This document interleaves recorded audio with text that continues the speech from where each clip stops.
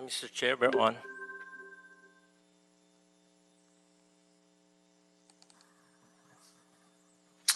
Great. So, Mr. Villanueva, we are ready and we are live? Yes, sir. Thank you. Good morning and welcome to the virtual Homelessness and Poverty Committee. This is our regular hearing. I am joined by colleagues Mike Bonin and Marquise Harris-Dawson.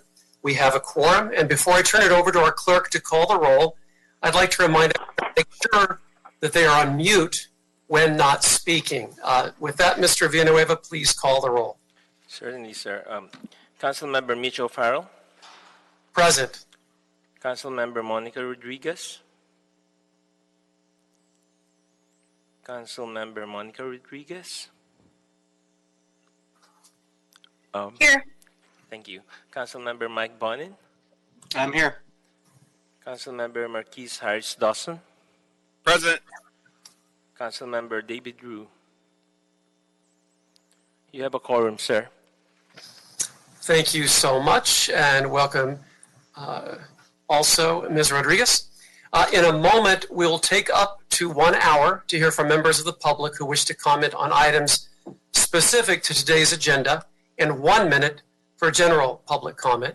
I'll turn it over to our city attorney to explain the speaking rules to the members of the public who are calling in, and our city clerk to provide the necessary information for the public to dial in. With that, Madam City Attorney. Thank you, Mr. Chair. To the members of the public calling in, when it is your turn to speak, please state which of the agenda items you would like to speak on. You will have 1 minute per item to speak, up to 2 minutes total, and 1 minute for general public comment. We will tell you when your time is up. When speaking on the agenda items, you must be on topic. Our goal is to get through as many speakers as we can. If you are not speaking on topic, or if we cannot tell whether you are speaking on a specific agenda item topic, you will get 1 brief warning from myself or the chair. If you do not immediately get clearly back on topic, or again stray off topic, the chair will cut you off and you will forfeit the rest of your speaking time, and we will move on to another speaker. We will take up to 1 hour total of public comment. Please press *9 to request to speak. As soon as you hear someone address you on the phone, please press *6 and state your name and state which agenda items you would like to speak on. We know the situation is not ideal, and we thank you in advance for your cooperation as we are doing the best as we can. Thank you. Thank you, Madam City Attorney. Mr. Villanueva, we read the instructions to call in. Certainly, sir. The audio for this meeting is broadcast live on the internet at lact.org/government/follow-council-committee-meetings.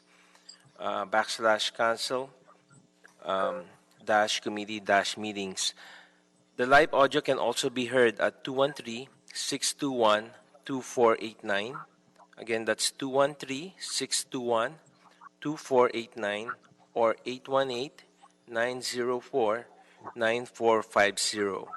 Again, that's 818-904-9450. Members of the public who would like to offer public comment on the items listed on the agenda should call 669-254-5252. Again, the number is 669-254-5252 and use meeting ID number 160-817-9748. Again, the meeting ID number is 160-817-9748, and then press pound.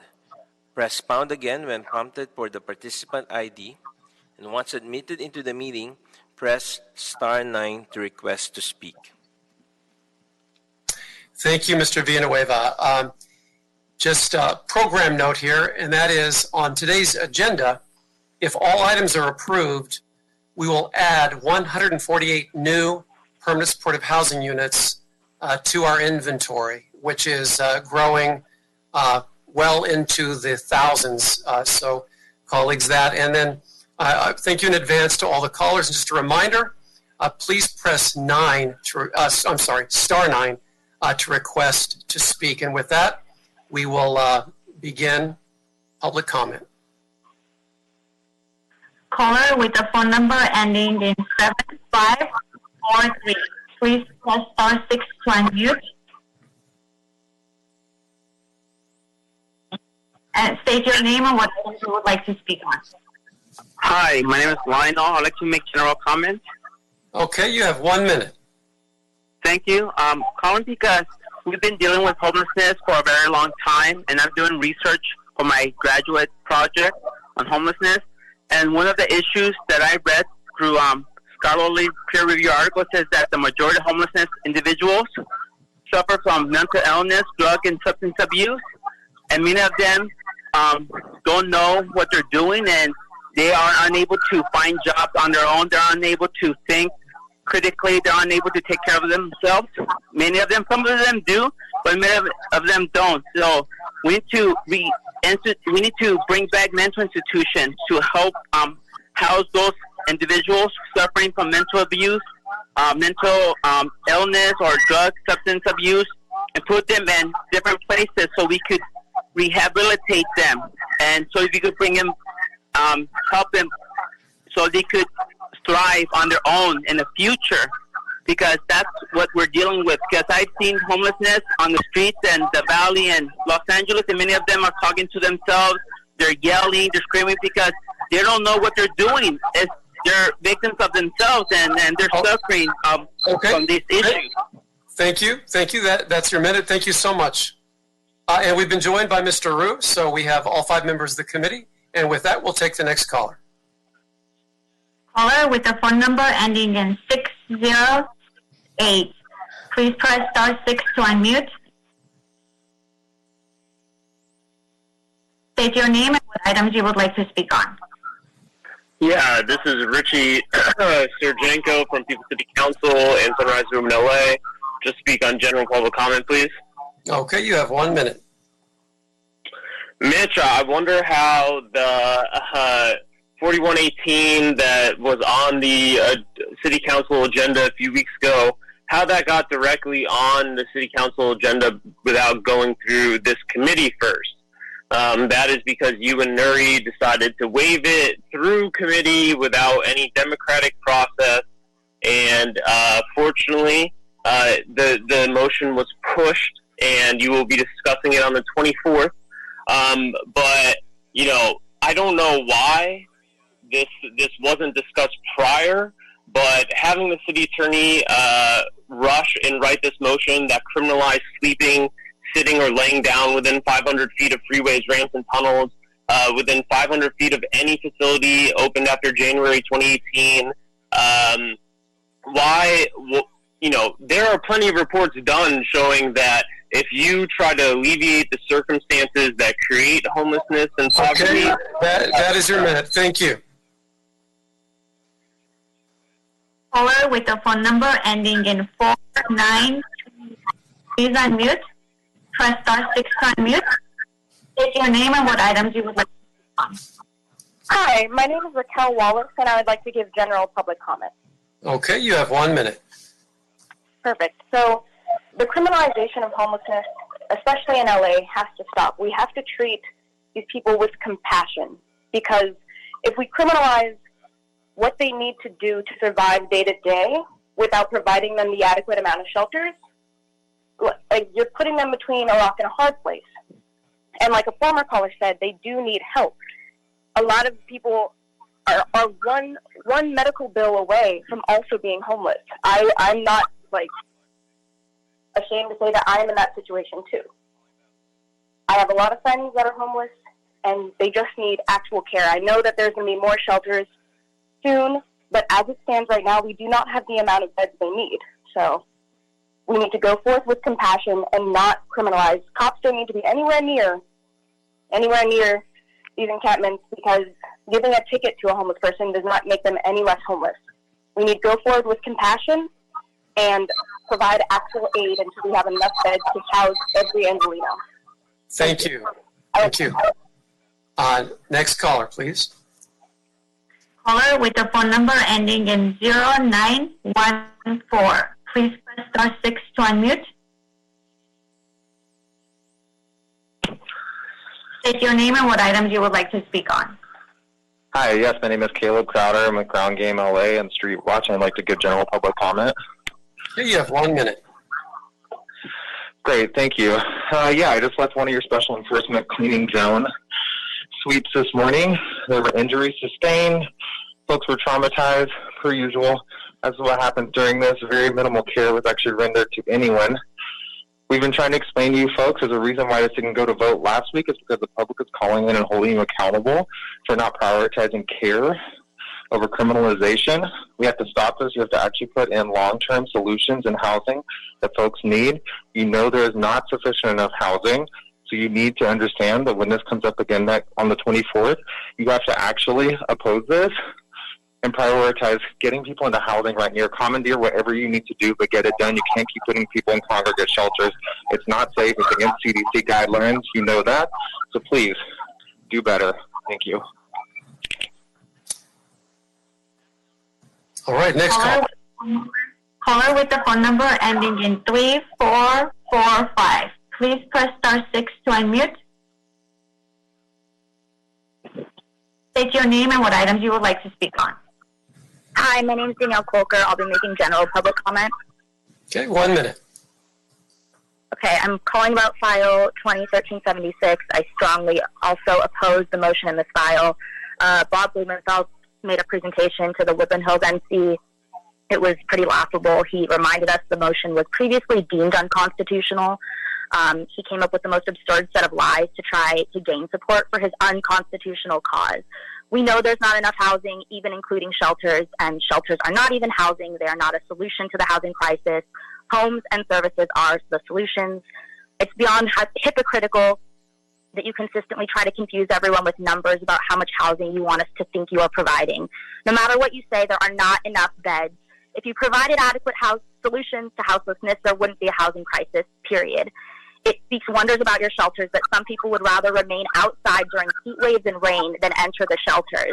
I've talked to many of my neighbors who can't even get into shelters, so stop lying about beds being available for everyone. They simply are not. You're making it illegal to exist in public, and it's really, really just gross. End the suites, commandeer the hotels. Do not pass this criminalization motion. It's disgusting. That's 1 minute. Thank you. Caller with the phone number ending in 543. Please press star 6 to unmute. State your name and what items you would like to speak on. Yeah, my name is James Malloy. I'd like to speak on general public comment. Okay, 1 minute. Yeah, I'm just calling to let you guys know that I hope you all will oppose 20-1376 when it comes back up. As the caller right before me mentioned, Bob Blumenfeld, not only did he attend the Woodland Hills Neighborhood Council meeting, but he gave an unagendized presentation, and he also directly put a CIS on the agenda for that neighborhood council to try and push this draconian, evil, sadistic motion that criminalizes homelessness. It was a total shit show, a total embarrassment for that neighborhood council and for council member Blumenfeld. As anyone who tries to support that motion, it should be an embarrassment for them. Blumenfeld's district has 700 unhoused neighbors and 0 housing. Caller with the phone number ending in 517. Please press star 6 to unmute. State your name and what items you would like to speak on. Good morning, Councilmember O'Farrell and Homeless and Housing Commission. My name is Jamie Penn. I'm the resident representative for Wilshire Center Koreatown Neighborhood Council, so District 3. I'm also a member of DSALA. I'd like to give general public comment. Okay, 1 minute. So I am, of course, also calling in regarding Council File 20-1376 regarding the draft to redo 41.18. We are all really keeping track of this council file. I just want to be very clear that we realize you keep giving these very performative solutions. They're very easy to disprove if you even do surface level research. There are so many new collaborations that are happening between organizing now, like tenants unions, mutual aid and organizing, and all these official new connections with labor unions and nursing unions. And we realize that you're trying to do things that are against CDC guidelines. We are all getting more and more organized, and even newcomers into your council are receiving record vote counts. And I just want to be clear that we will vote you out. We seek compassion, and we need to take care of our community. And criminalizing people trying to survive is the opposite of compassion. Thank you. So Thank when you. that council... Thank you. Caller with the phone number ending in 0985, please press star 6 to unmute. State your name and what items you would like to speak on. Hi, my name is Peggy Leahy Kennedy with the Venice Justice Committee. I'm also a proud member of DSA LA and National Lawyers Guild LA. I'd like to speak on general public comment and item number 2. Okay, you have 1 minute for each. Okay, item number 2, I really tried to read this report. It's a bit mind-numbing, but it's really good in certain ways because it blatantly says that the CES is challenged by a measurable gap in resources available to house all the persons in need. It's shocking that that isn't the most important thing on everybody's agenda all the time. And it's based on a homeless services systems analysis that LASA did back in March. So, you know, things are getting more crazy with people unemployed and losing their housing. And I want to say about this report also that it does not reflect all of the huge amount of people that they put on the CES, in my opinion. It's just based on the people that they have sitting in these programs and how many people are permanently housed. It says that people are connected to housing in there. The percentages are an embarrassment in a lot of ways because obviously the program doesn't spend any time evaluating really the needs of these people, but also the lack of opportunities out there. And how many people, really, you should ask, how many people are permanently housed? How many on this list are still housed after 6 months or a year?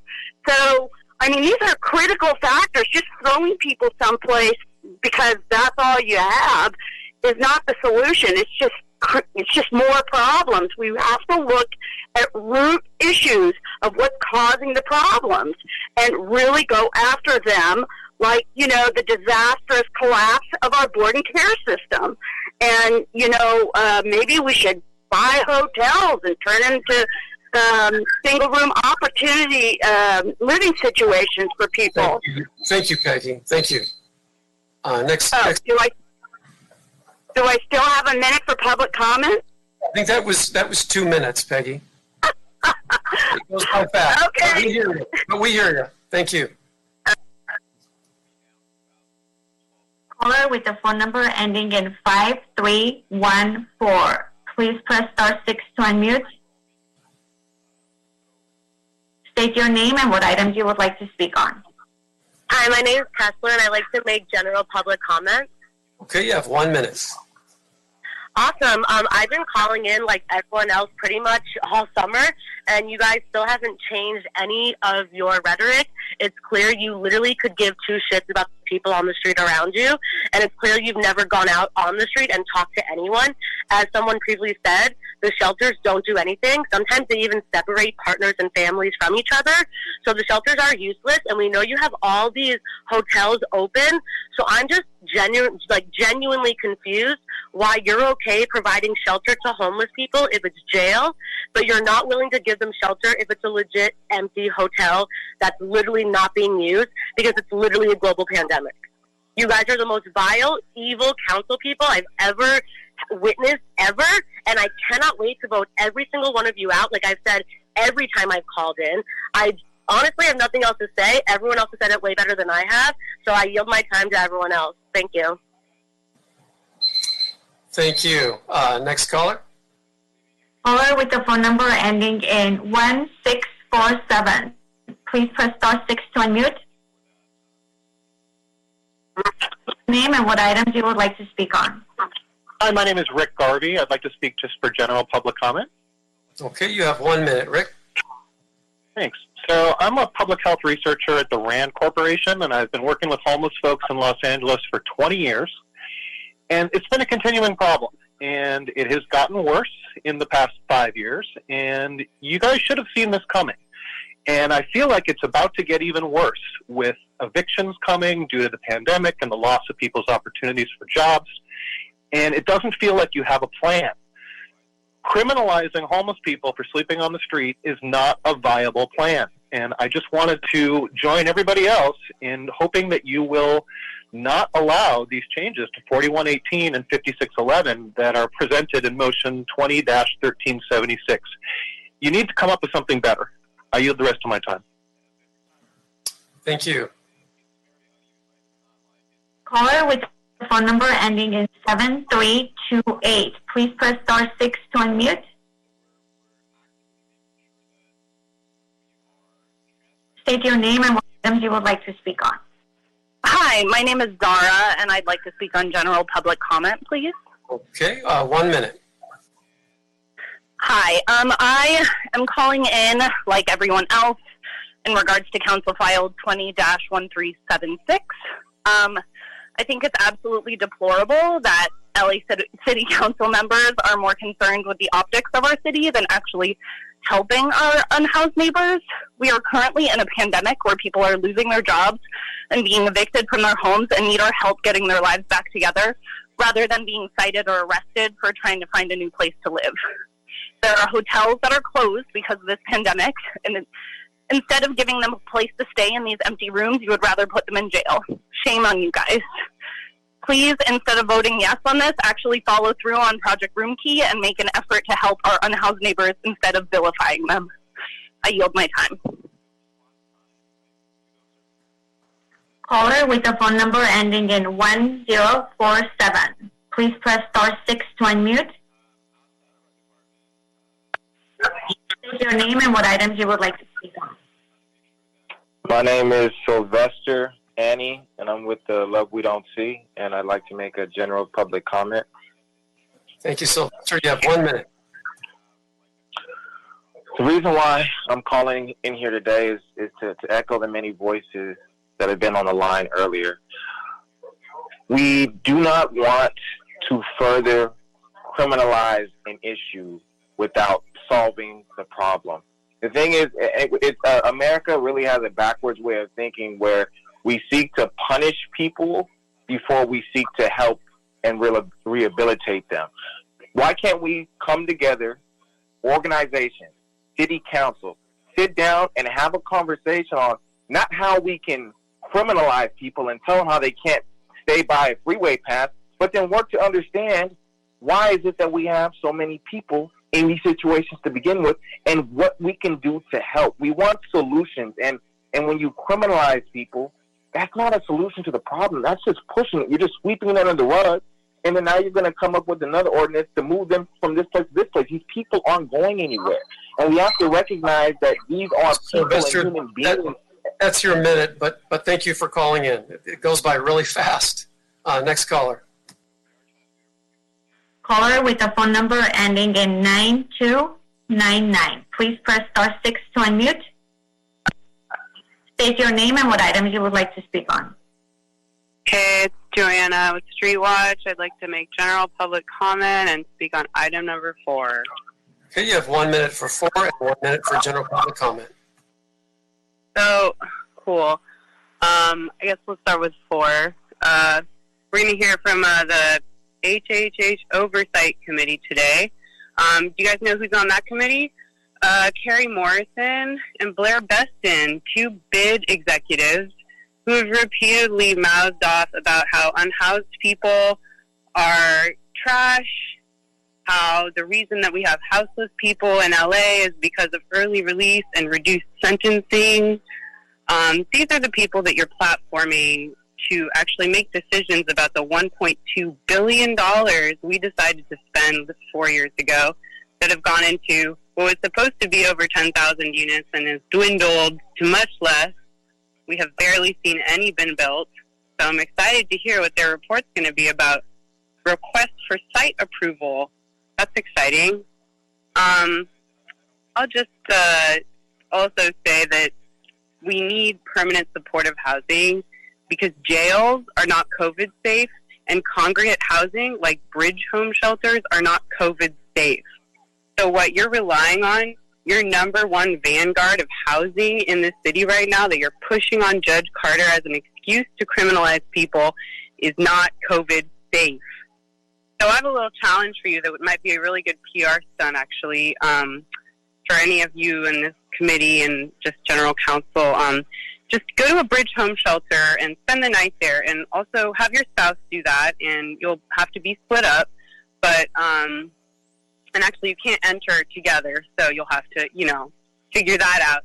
But just spend the night there. I doubt that any of you have done that yet, although you tout it as the number one solution to houselessness in the city.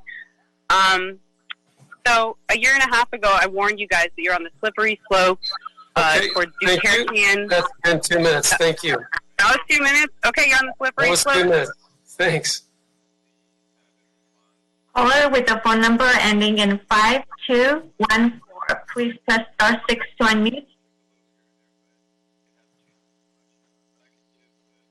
State your name and what items you would like to speak on. Hi, my name is Dr. Gabriel Hovenden. I'm a writer and educator in Echo Park, and I'm speaking on Council File 2013-76. Okay, so that's not an agenda item. It's not an agenda item today for the committee, but you get 1 minute for general public comment if you would like to discuss that. Yes, please. Like everyone else today, I am strongly opposing this motion to criminalize homelessness. Your motion does not provide any meaningful services or any real solutions to decrease the unhoused population in LA. You guys are increasing criminalization, you are increasing encounters with law enforcement, you are exacerbating systemic racism and classism, all during the pandemic. These policies are harmful, and honestly, they are just disgustingly performative attempts to try to make the city look prettier for the rich and the powerful instead of the vulnerable. My neighbors and I are using our own time and money to buy sleeping bags and blankets for the hundreds of people who spend the night shivering in the park down the street from us. And while we're doing this, you are all concerned with creating an illusion of progress instead of actually providing meaningful housing and services. How is this motion an actual plan? You could be providing more hotel and motel rooms as interim housing. You could be making sure that there aren't mass evictions this winter. If you really wanted to, you could be constructing more permanent housing instead of preparing for the Olympics. This is unacceptable, and you must do better. Or you. Thank you so much, though. Caller with the phone number ending in 5179. Please press *6 to unmute.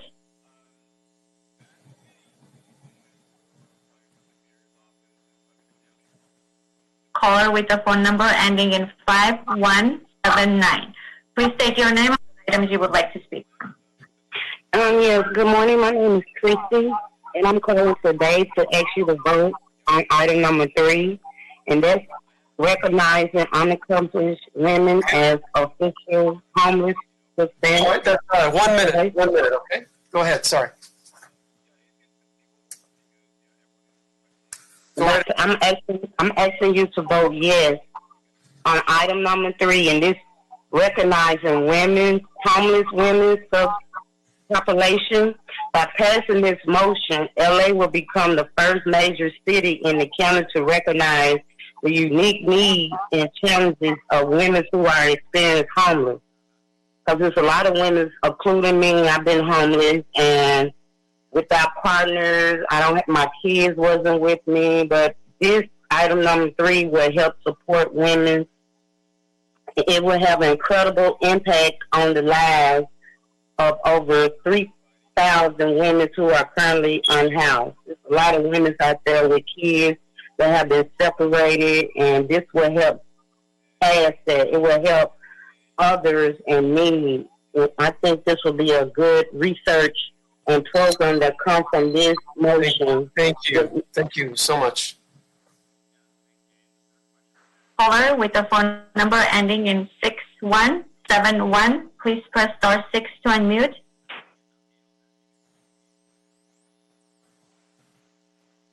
State your name and what items you would like to speak on. Hi, my name is Stephanie, and I would like to make public comment. Okay, 1 minute. I would just like to say that I think it's pretty horrifyingly disgusting that you would choose to criminalize homelessness instead of attempting to help them. I mean, Oregon's over here decriminalizing drugs, and you guys are over here criminalizing actual human beings who have nowhere to live. Can you imagine what it would be like if one of your family members did not have someone to fall back on when they made a mistake? If something happened to them and there was no one there to catch them, and they ended up on the street begging for food and money. You think that putting them in shelters is going to help them. Have you ever been to one of these shelters? Have you ever spoken to someone who has stayed at one of these shelters? Do you know that families are separated? Partners are separated. People are raped in these shelters. People are stolen from in these shelters. Their belongings are taken from them. We are in a pandemic, and you think that we should cram people together in a building where they're going to get sick. How do you think this is fair? Thank you. Caller with the phone number ending in 0952. Please press 6 to unmute. State your name and what items you would like to speak on. Hi, my name is Amin Al-Gamal. I'm a resident of historic Filipino town. I'd like to make a general public comment. Okay, you have 1 minute. I'm calling, like so many others, to express my strong opposition to Council File 2013-76. Instead of focusing on actual proven solutions, you're again expanding harmful criminalization policies that have only proven to fail and make things worse. I'm urging you and the rest of the City Council to oppose this draconian motion. Please make concrete actions in providing transitional and permanent housing opportunities that meet a higher standard of living than your current shelters and ABH facilities. Service, not sweeps. I yield my time. Caller with the phone number ending in 4709. Please press star 6 to unmute.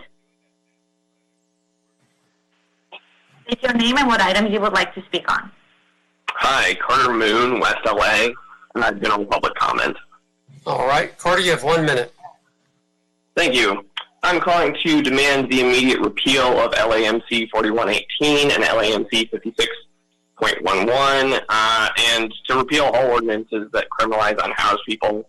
We need to end all contacts between the unhoused and law enforcement. Currently, 1,000 people have already died on the streets of Los Angeles this year, and it's only going to get worse as it gets colder and the pandemic increases. We need to be focusing all of our energy on hotel rooms, motel rooms, and permanent supportive housing, and doing everything that we can to prevent even more death on our streets. You all have blood on your hands, and we will remember this. We will vote you out. We already got rid of Councilmember Rue. We will get rid of the rest of you. I yield my time. Caller with the phone number ending in 7480. Please press star 6 to unmute. State your name and what items you would like to speak on. Hi, my name is Nita, and I'd like to speak on general public comment. All right, you have 1 minute. Awesome. Well, in brief, you've heard a lot today, but we can't continue to criminalize our unhoused population. I mean, it's absolutely inhumane in general, but let alone going into, during a pandemic and going into the winter. You need to oppose 2013-76 and actually invest in real care and services, long-term solutions in housing. Now, it's been said a bunch, but we're going to get people on the council that actually want to improve the lives of residents in LA, and I mean every resident in LA. You can't continue to criminalize our unhoused residents. It's harmful, it's evil, and we actually want real accountability to everyone. So I'll yield the rest of my time, but you have to oppose this and come up with real solutions. Caller with the phone number ending in 5318. Please press star 6 to unmute. State your name and what items you would like to speak on.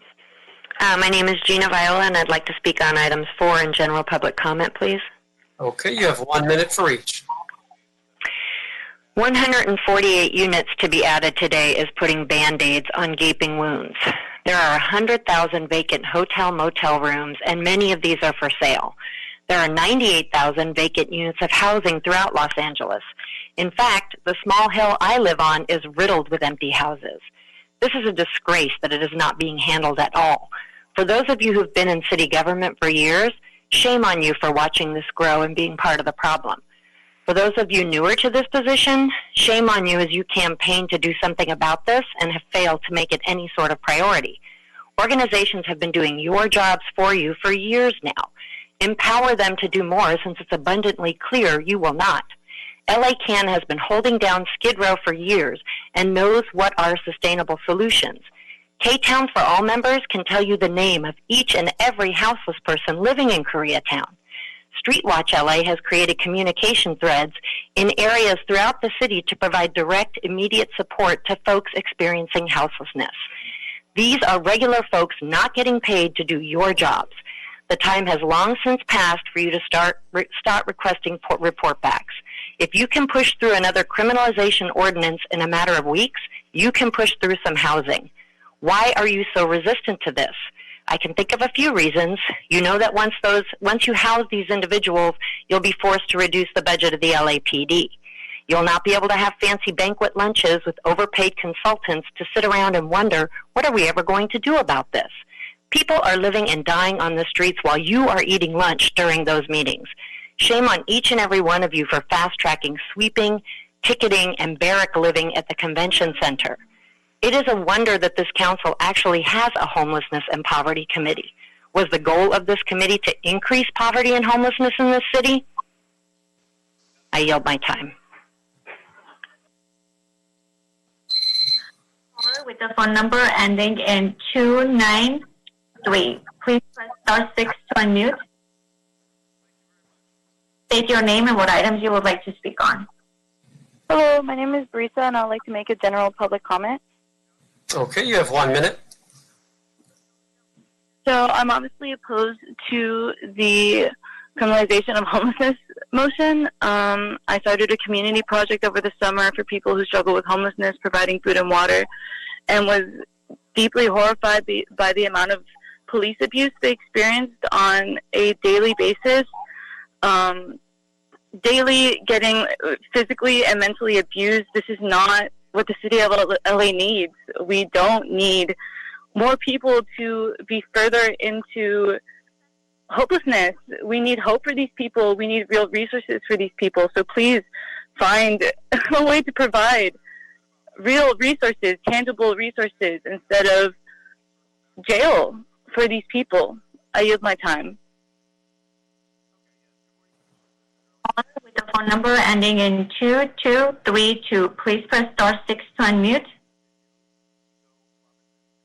State your name and what items you would like to speak on. Hi, my name is Salma Hernandez. I would like to make a general public comment. I'm calling to oppose Council File 20-1376. I'm calling to oppose this motion as it is first inhumane, and this ordinance doesn't provide any visible progress to end homelessness. It is absurd that we are still putting property first over people. We demand that the city end special enforcement and cleaning zones permanently. Also demand that the city respect CDC guidelines and work with health department officials to ensure that basic sanitation needs are met without the threat of displacement for our unhoused neighbors. This is also to demand that that the city remove law enforcement from outreach. We need to repeal any and all ordinances used to criminalize unhoused residents. This isn't solving homelessness. This will only feed the incarceration system that we are genuinely trying to abolish. But to you folks, we have to let you know that we are trying to reform the system. If not, it is deemed as radical. We are demanding more resources. I yield my time. Caller with the number ending in 7966. Please press star 6 to unmute.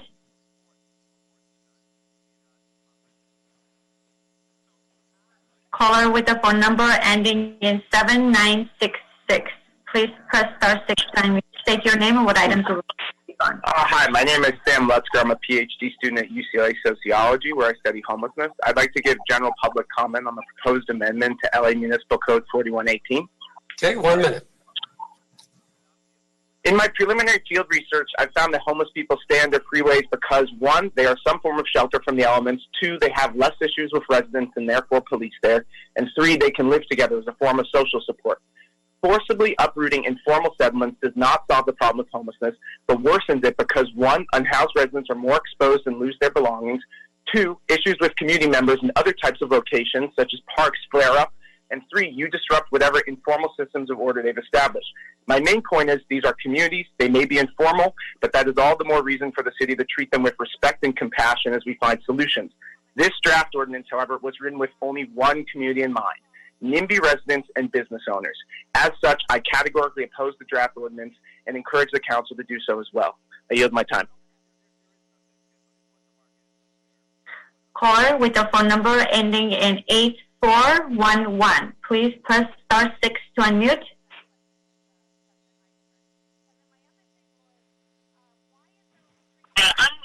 What items you would like to speak on? Hi, my name is Herman Lara, and I want to speak on 2013-76. Okay, that would be a general public comment. You have 1 minute. Okay, give me a second real quick right here. First of all, shame on all of you guys. Fucking shame. We're doing your job better than you guys. And by we, all these coalitions, all these organizations, we will vote you guys out.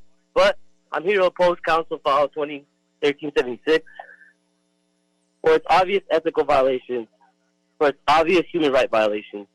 It caters to a few housed NIMBY constituents whom without a doubt have probably been coached by the council members and others to support any motion against the unhoused. We're here to oppose every single one of those motions criminalizing homelessness. We're doing your job and we're doing it better. Get it fucking together. Shame on every single council member for trying to push all this bullshit. You know? This is a graffiti. I'm a graffiti writer. This is a graffiti writer telling you you're fucking not doing your job right. This is someone outside of all this bullshit. Okay, your minute is up. Your minute is up. Thank you. Next caller. Caller with the phone number ending in 2222. Please press *6 to unmute. State your name and what items you would like to speak on. Hi, my name is Alex Kokonakis, and I'm with Street Watch LA. I want to give general public comment. Okay, 1 minute. I just want to speak as a former homeless person.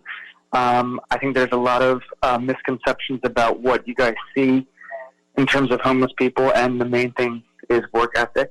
A lot of times, homeless people are seen as lazy or looking for handouts or looking for something easy.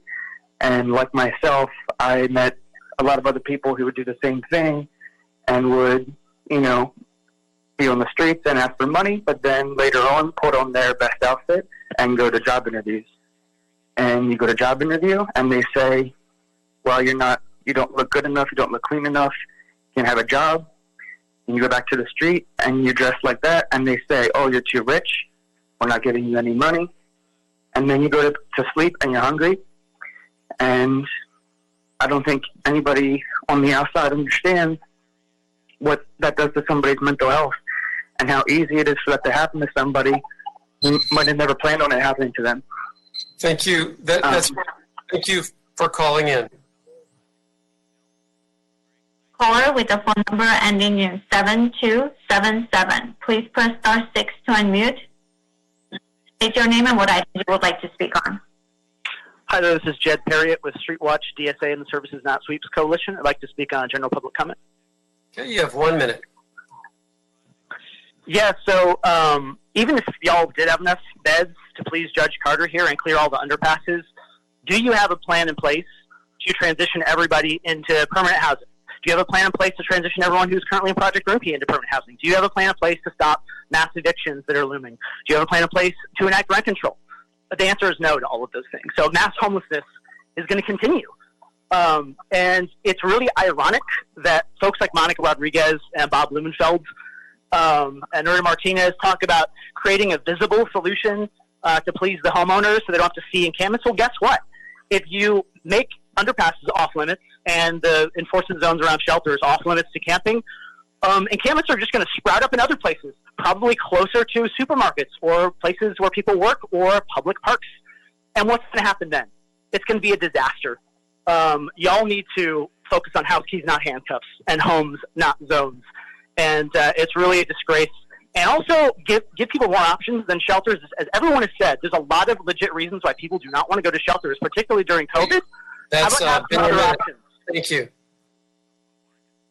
Caller with a phone number ending in 7494. Please press star 6 to unmute.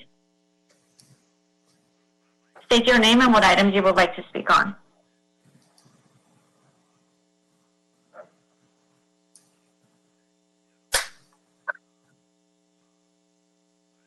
Please state your name and what items you would like to speak on.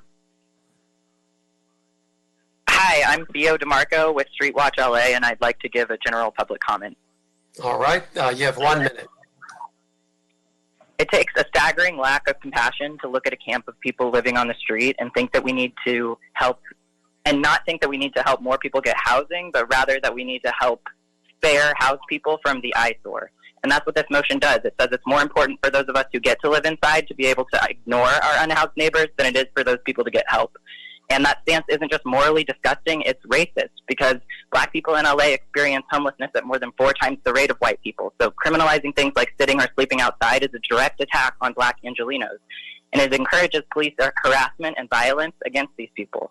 Encouraging confrontations between cops and unhoused people is racist negligence, because we've seen how the city's cops violently escalate otherwise peaceful interactions. If the members of this council haven't seen that, it's because they aren't out on the streets with the rest of us like K-Town for All and LA Can and Street Watch. Criminalizing sitting down outside gives cops a free pass to harass and brutalize thousands of poor people who are disproportionately black and brown and queer in this city. You are attacking the most marginalized. Thank you. Caller with a phone number ending in 5464. Please press star 6 to unmute.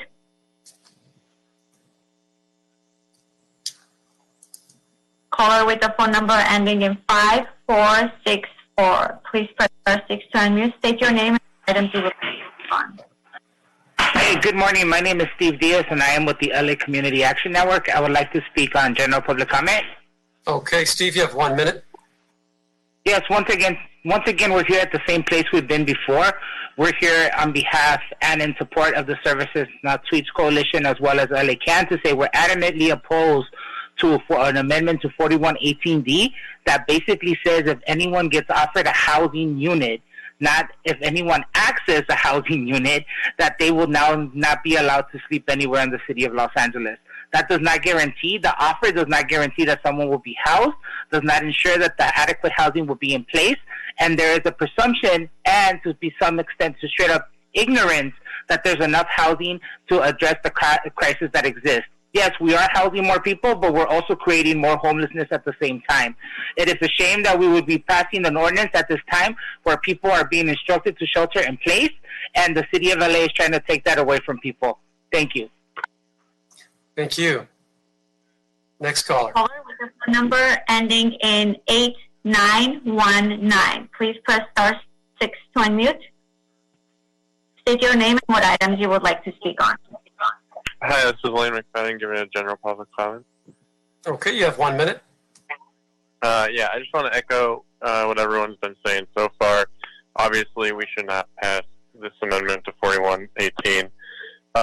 It's cruel, it's ineffective, and we don't have enough housing, so criminalizing them will do nothing. I want to point out why it didn't go through this committee is the same reason why Bob Bloomfeld had to write the CIS from his own office. It's because this motion doesn't have support, so you guys are trying to fake support to get it passed.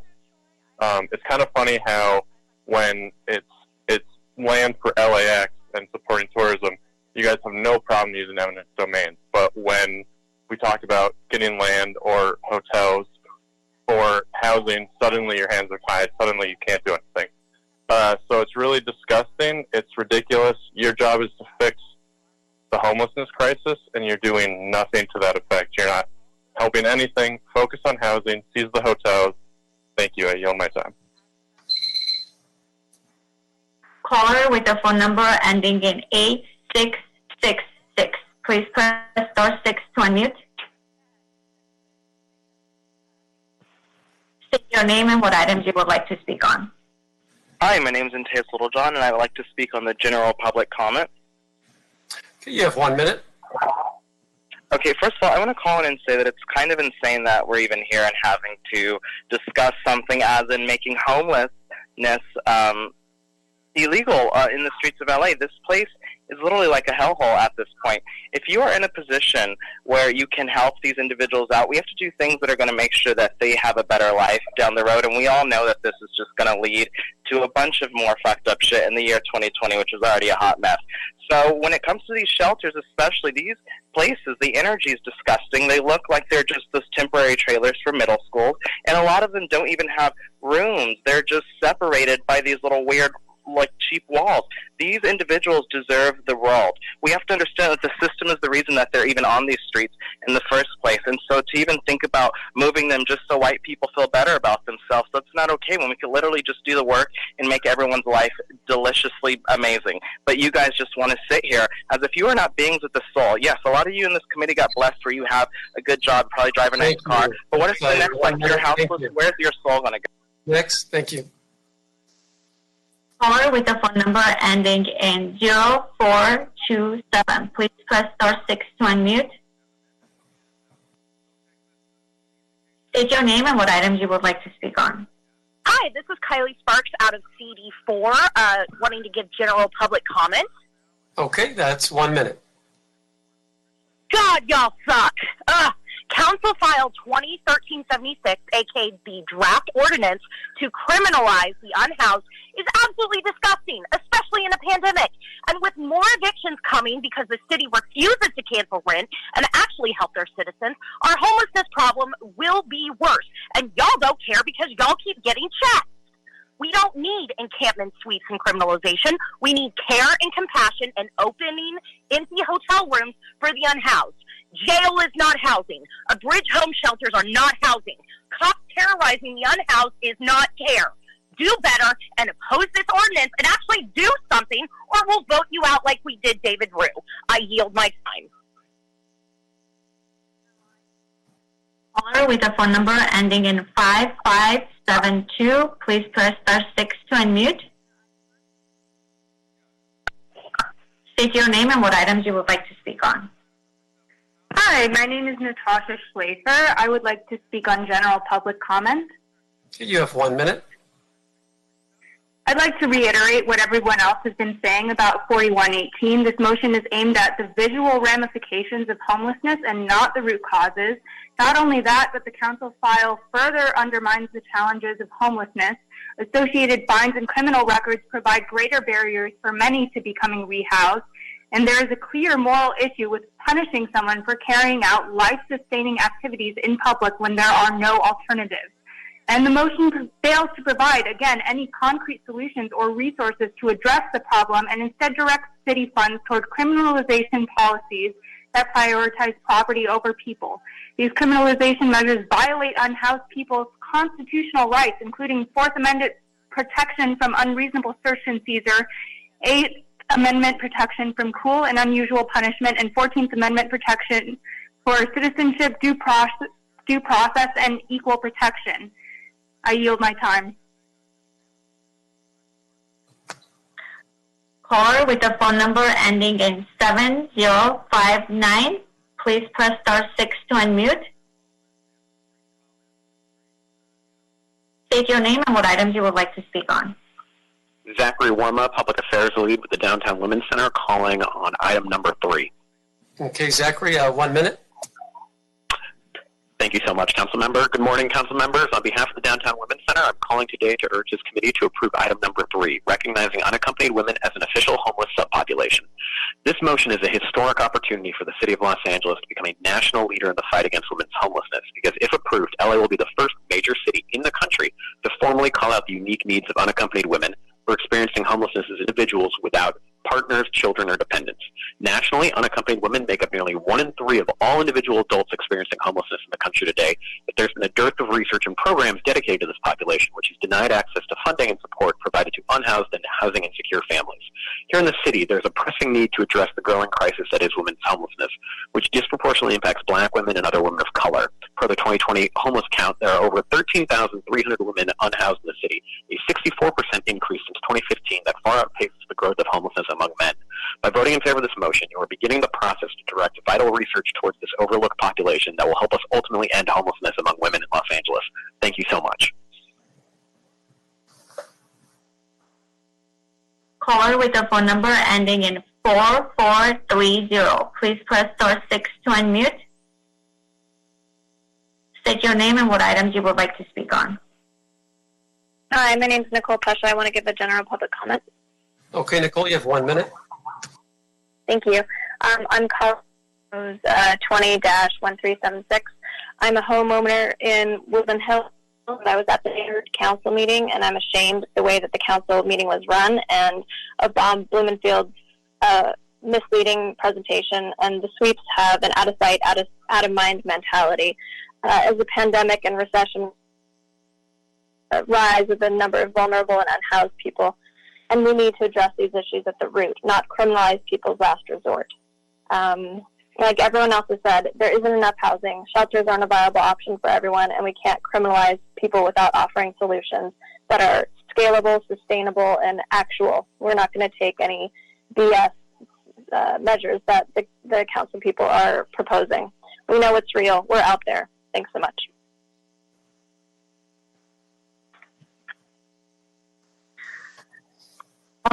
Phone number ending in 1721. Please press star 6 to unmute. What items you would like to speak on? Hi, yeah, my name is Sachin, and I want to just give general public comment. Okay, you have 1 minute. So I obviously oppose 20-1376. Like everyone else, everyone has basically spoken about how criminalization doesn't work. What I want to basically ask is, I want to thank Councilmember Bonin for introducing the substitute motion, talking about the first steps that we can take towards commandeering the hotels.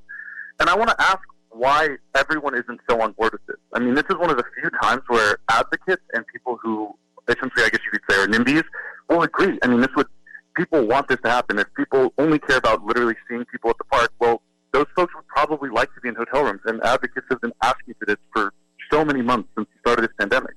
The only people who would be opposed to this are literally business interests, like the hotels, like Omni, who just is afraid of the effects on their brand if this is done. I mean, I'm so curious why this isn't what everyone is championing. I mean, the people who call your office all the time to complain about encampments that they see, this would address that, but it would also address the concerns of advocates who really want to make sure people are safe during this global pandemic. So I'm just so curious why that isn't what everyone is really pushing for. I mean, I feel like this committee, that's what they should be pushing for. I yield my time. Caller with a phone number ending in 9836. Please press star 6 to unmute. State your name and what items you would like to speak on. Hi, my name is Jordan Blakeman, and I want to do general public comment. Okay, you have 1 minute. Okay, I will actually preface this with something nice to say. I do like that we're not limited to only 30 minutes like the main city council meetings, which is really refreshing because we can actually be heard. The fact that that's a thing is downright abhorrent. Anyway, I want to talk a little bit about how you guys do 60-day report backs on small things like Project Room Key, having knowing what the hotel said no for, but we're not doing any actual critical analysis on the motion that everyone's calling in about today. Let's not even talk about how stupid this motion is. Hold people away from being by highways, and where are they supposed to go? To the intersection down the street? These people aren't going to disappear just because you're shoving them from one place to another, so I don't understand how this is even thought to be a solution whatsoever. Yesterday Kevin De Leon's motion to get supportive housing by downtown women's shelter passed. That's great. Back in May 2018, FELA did a report on 85 potential access center locations. This is the kind of things that we should be seeing. This is the kind of discussions that we should be having instead of so many people needing to call in to stop harm and cruelty. We live in a city where so many of us are put at the threat of losing our housing. I've barely been able to stay afloat, and I'm one of the lucky ones. I don't know what I'm going to do 2 months from now, and proposals like these tell us that's the future we have to look forward to, is cruelty instead of compassion. Please fight for us. Thank you. Don't. And we are trying to hear as many as we can. That's why I'm getting these through. So thanks for your patience.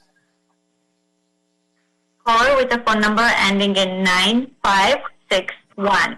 Press star 6 to unmute. State your name and what items you would like to speak on. Hi, good morning. My name is John Sandy Campbell. I'm a member of the Woodland Hills Warner Center Neighborhood Council. This is a general comment to oppose Council File 201376. 1 minute for general public comment. Thank you. First, I want to say that many of the actions the LA City Council is trying to push through with respect to homelessness, especially now during a pandemic, is cruel, and it goes against God and humanity. And this is why the Ninth Circuit ruled that an ordinance violates the Eighth Amendment if it imposes criminal sanctions against homeless individuals for sleeping outdoors on public property, especially when there's no alternative shelter available to them. And there is no alternative shelter. So the Ninth Circuit ruled that you can't do it. And now the city is trying to find a backdoor way to violate the Eighth Amendment rights of the homeless community in an attempt to get around the Ninth Circuit's final ruling, which you know can never be appealed. On Tuesday, Councilmember Blumenfeld, he attended our meeting, and he asked us to support this. And what we found out was that his office wrote the agenda item and the community impact statement and asked the board president to push it through. And I feel this is machinations on steroids.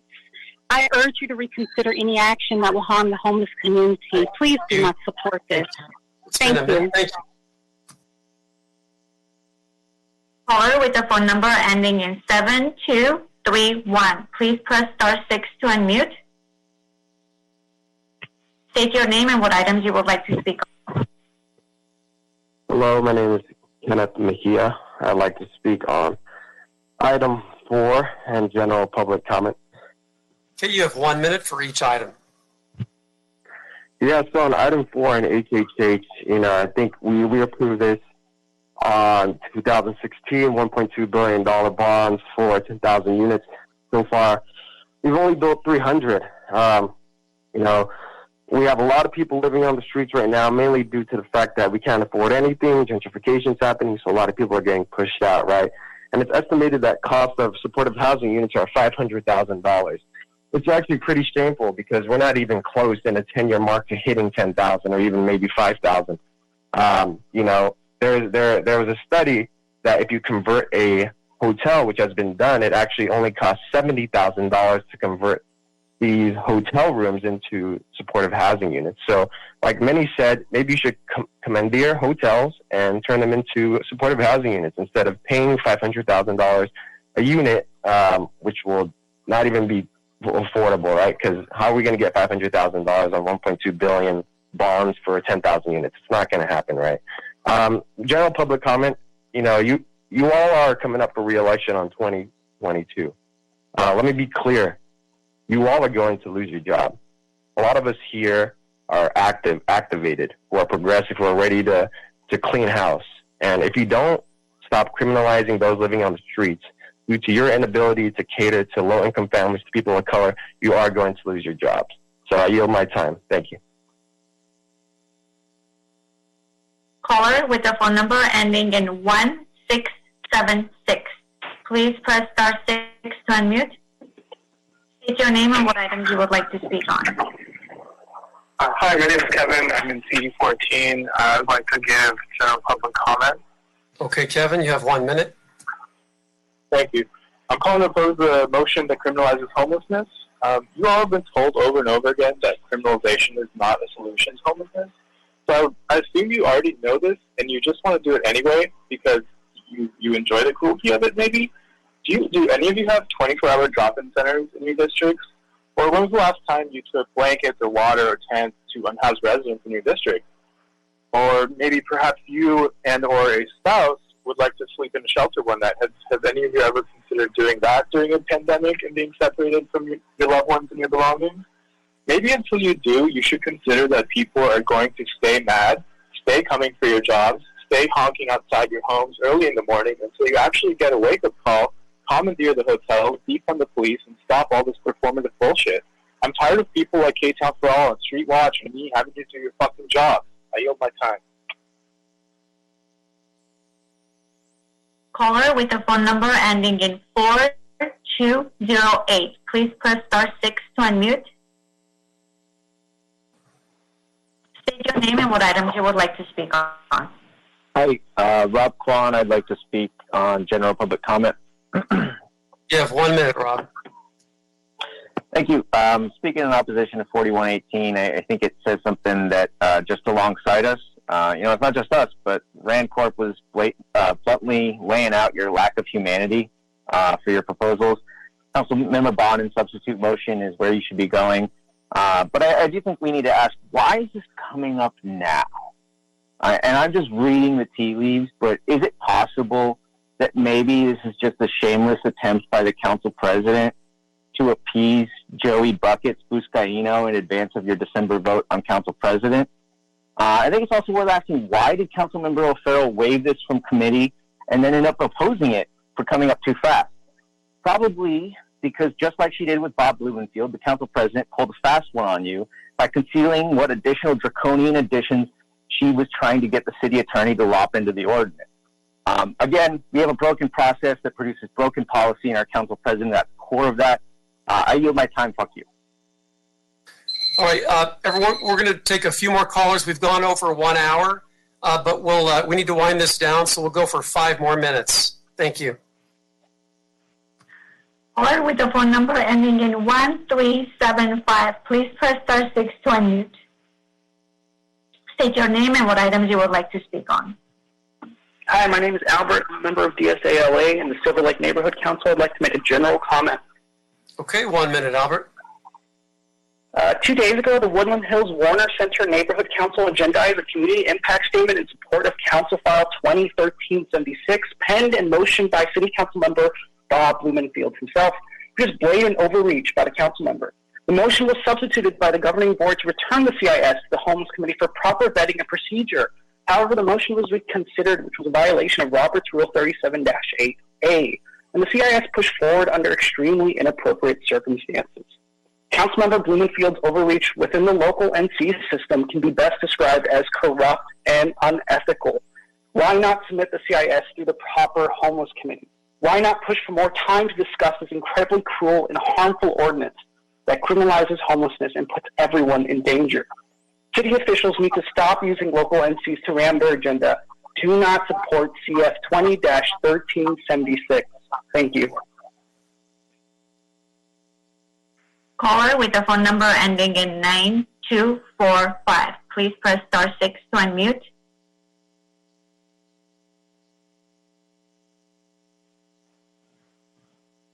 Caller with the phone number ending in 9245. Please press *6 to unmute. State your name and what items you would like to speak on. Hi, my name is Cameron Flanagan, and I am here to speak on agenda item 20-1376. Okay, that's 1 minute for general public comment. Okay, great. Basically, I am calling in to support the efforts of council on 41.18 and 56.11. I have been a 20-plus year resident of Los Feliz, and I have been in council district for that entire time under several different council members who, for better or for worse, have been lately trying to address the issues that we see in the neighborhood. A particular concern to me, I live closest to the LA bike bridge, and I see a lot of unhoused people in that area, and I do feel that we do need to do more and better outreach. I have in the past worked with the Los Angeles Homeless Services Authority. I think that we need better trained people, and that includes our officers, but I don't think that defunding the police is the answer. I think that probably better training. If we do not have policies and laws in place to help these people off of the street and out from underneath the underpasses, and they don't have any incentive to accept services, we will continue to see a burgeoning population of people who are unhoused, and we will end up tripping over human beings in entryways of businesses. So, thank you. That has been a minute. Thank you. Caller with a phone number ending in 6557. Please press star 6 to unmute. State your name and what items you would like to speak on. Tommy, item 1, and general comment. Okay, Tommy, you have 1 minute for each. So I'm from Streetwatch LA. Hello, my friends on council. I am calling today to try to expand your imagination to the level that's necessary to confront this crisis. This item 1 is about city-owned property. Please recognize that 99% of the property in Los Angeles is not city-owned. So if you're going to confront this crisis, you need to start thinking about property that's not city-owned and how you can use that property to house people, especially vacant properties. The solution is so fucking simple. I don't know how you all can stand people literally living on the sidewalk outside of tens of thousands of vacant units in hotels. Like, it's so sick and cruel that you all are willing to tolerate this because you're such fucking cowards that you can't confront the root of this problem, is that there are people that control tens of thousands of vacant units, and you do nothing to confront them. You've started this project Home Key. Please expand it, but your cowardice and unwillingness to confront the roots of private property as a solution to this is going to fail. You will fail unless you start to take on these fucking vacant hotel rooms. It's so simple. Put them in the hotel rooms. Put them in the hotel rooms. Put them in the vacant hotel rooms. How many times do we have to say it? Commandeer the hotel rooms. Put them in the hotel rooms. The solution is right there. Why don't you try to urgently pass something to put them in the hotel rooms? It's so disgusting how y'all will urgently skip committee and ask for 12 votes to criminalize people, but you don't urgently commit to confronting anybody with any power in the city. You always wield your power to hurt people. Fuck you. Take one more caller. Caller with a phone number ending in 9974. Please press star 6 to unmute.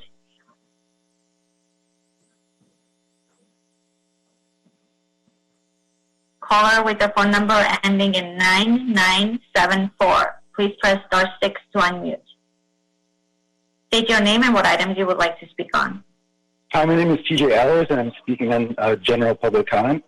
You have 1 minute.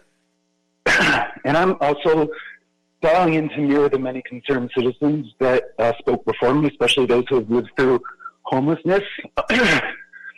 Los Angeles needs long-term housing resolutions. I'm unsure why criminalizing people with substance and mental health issues during a pandemic could ever even be considered.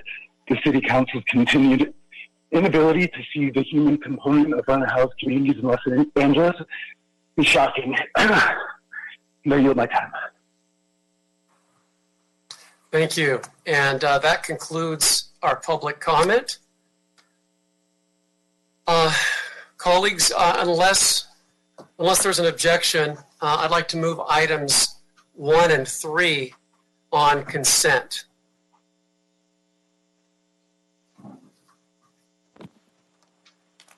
I don't believe I hear any objections. Mr.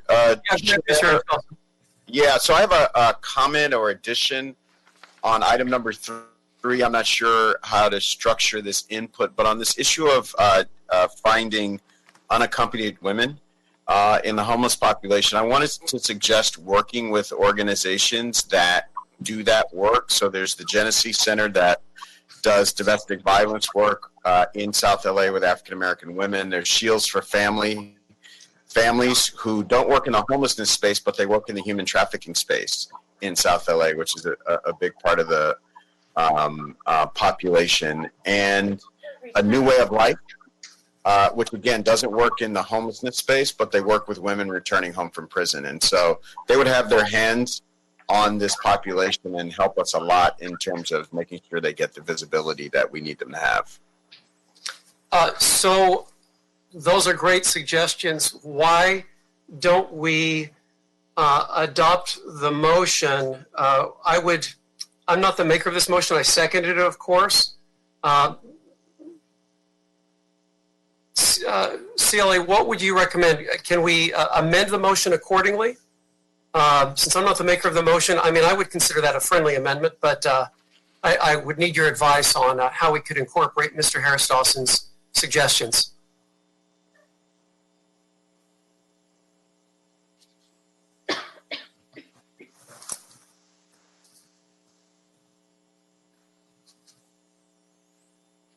Can I ask why? Yeah, I mean, seems like a friendly.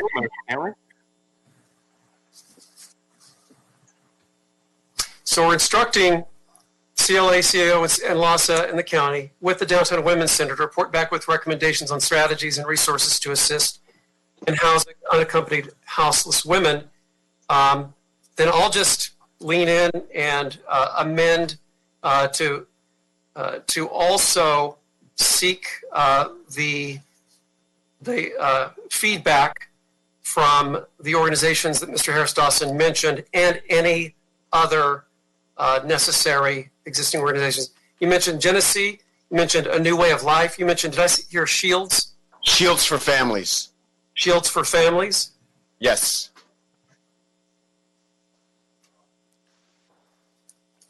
So let's include those three organizations and any other appropriate organizations. Perfect. All right, very good. So with those amendments, we will approve this motion. So, thank you, Mr. Chair. Sure. So let's then, I guess, Mr. Villanueva, can we take a vote then on item 3? We'll move item 1 on consent since there were no objections, but it sounds like we need to take a vote on item 3. Yes, sir. Would you like me to call the roll right now? Yes, please. Okay. Councilmember Mitchell Farrell? Aye. Councilmember Monica Rodriguez? Aye. Councilmember Mike Bonin? Aye. Councilmember Marquise Harris Dawson? Yes. Councilmember David Rue? Yes. Item 1 is approved and item 3 is approved as amended, sir. Thank you. And that brings us to item 2. Ms. Amatia, if you could please read the item. Item number 2, Los Angeles Homeless Services Authority report relative to the distribution of households in the Los Angeles County Coordinated Entry System and program performance by Acuity Group. Thank you. And I want to thank Council Members Bond and Harris Dawson for the focus on how LASA is serving people of different acuity levels and how we're defining acuity. And there are many levels of acuity, as many as there are colors in the spectrum. We need to make sure that the city not only serves people experiencing homelessness with the highest acuity levels, but is also serving people considered low or moderate acuity effectively, because their acuity levels will only rise the longer they remain unhoused. By intervening earlier in the process, we can prevent people from experiencing the unnecessary additional trauma of having to live on our streets and instead put them on a path to wellness. With many of our temporary COVID-19 shelter projects ramping down, including our Project Room Key sites, now's the time to focus on strategic transitions that keep Angelenos housed long-term. We need to house people with high and low acuity scores.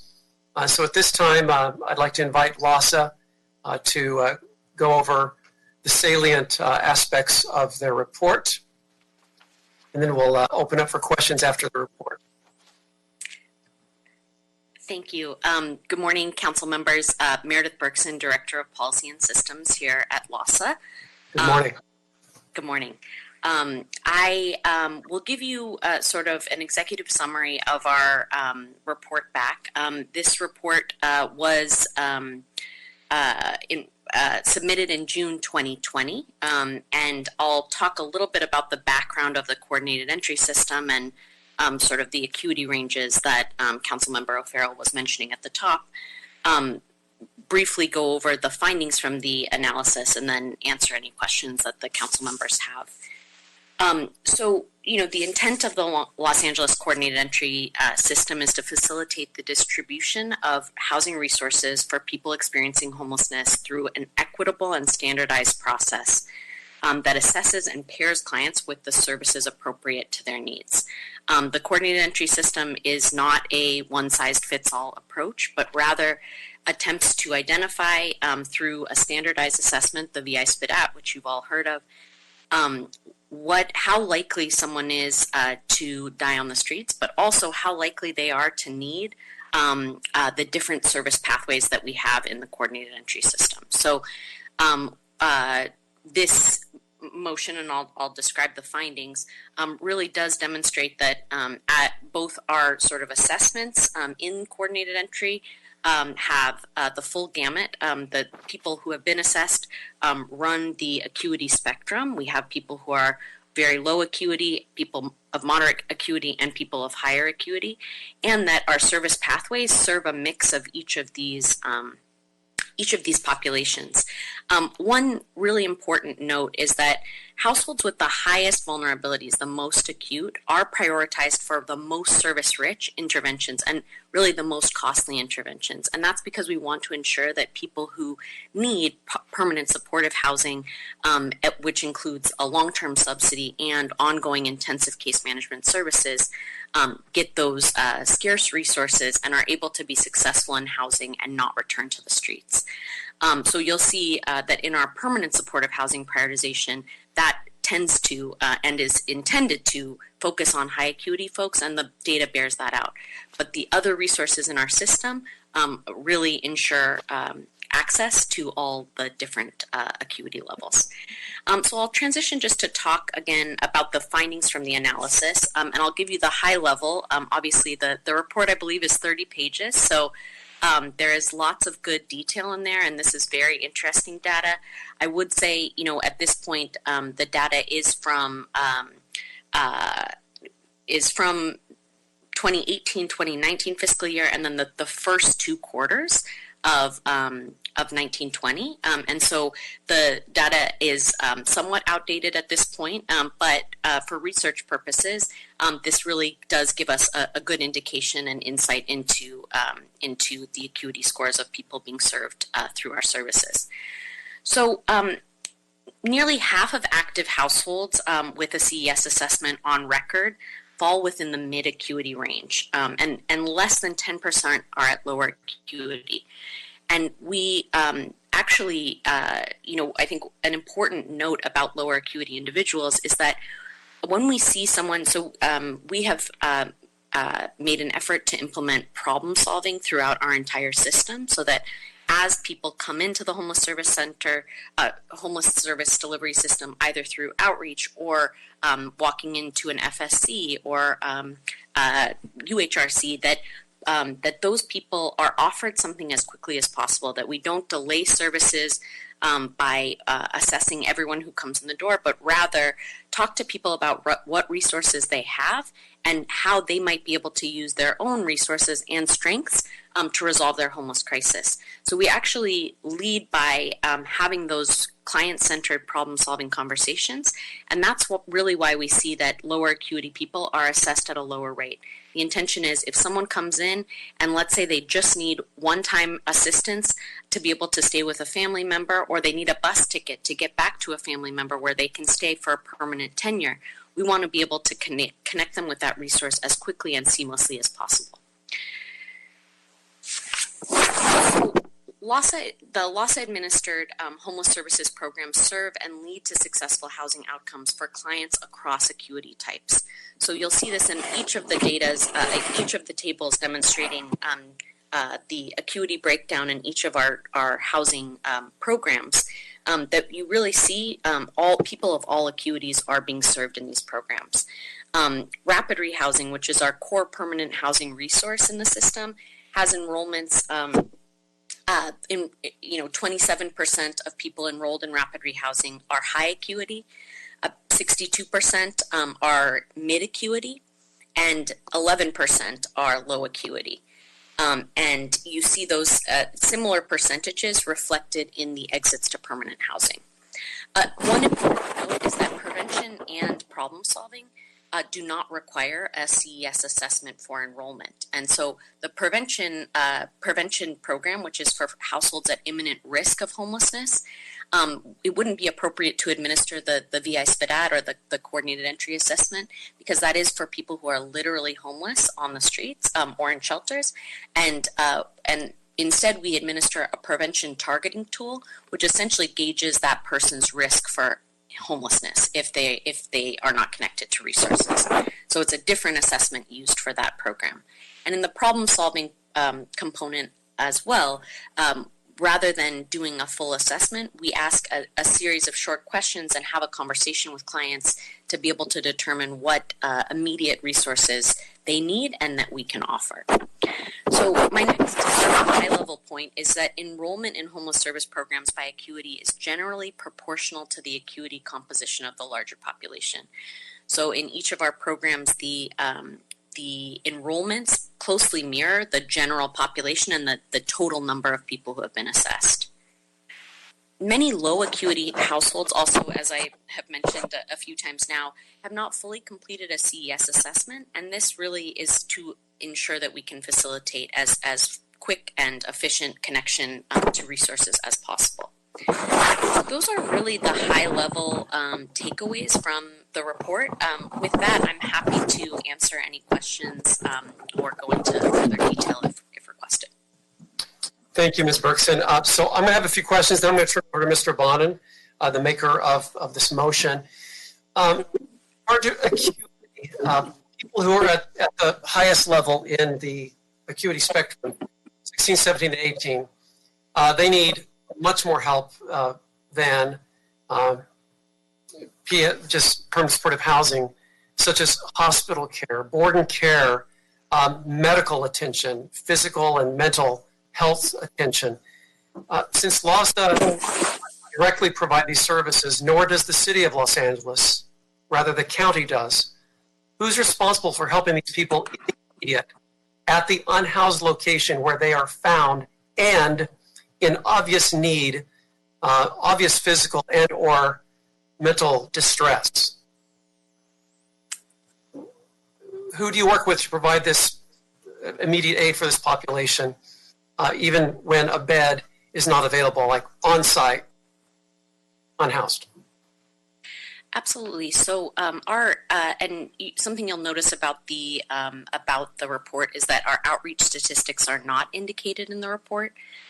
That's partially just a data availability issue. Our homeless engagement team that you're familiar with that's housed at LASA obviously inputs information into HMIS, but other outreach teams in the community input data into a variety of different databases. The largest sort of component of outreach in our system currently resides with Department of Health Services through the multidisciplinary teams. And what LASA has done over the past 3 years is built a network of outreach, a coordinated outreach approach in each service planning area to ensure that our different teams that are equipped with different resources, to your point, council member, the MDTs have substance use, mental health, and primary care nurses on their teams. And so while HET members, our homeless engagement team, may go out and assess an encampment, if they're determining that there is a need for more intensive street-based services, there is a collaborative effort to identify and triage the appropriate team to go out, whether that's an MDT through Department of Health Services or a Department of Mental Health outreach team, depending on the needs of the encampment.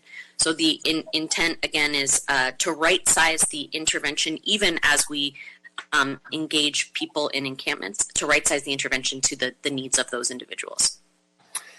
So use the word triage, and that's kind of where I was going as well, because many LASA outreach workers, and certainly myself and members of my staff, have witnessed on-site these tragic circumstances where people are, in some cases, literally naked, completely passed out, halfway in a street or a public right-of-way, and the only response possible is from a fire department EMT. And that's it. No county, nothing.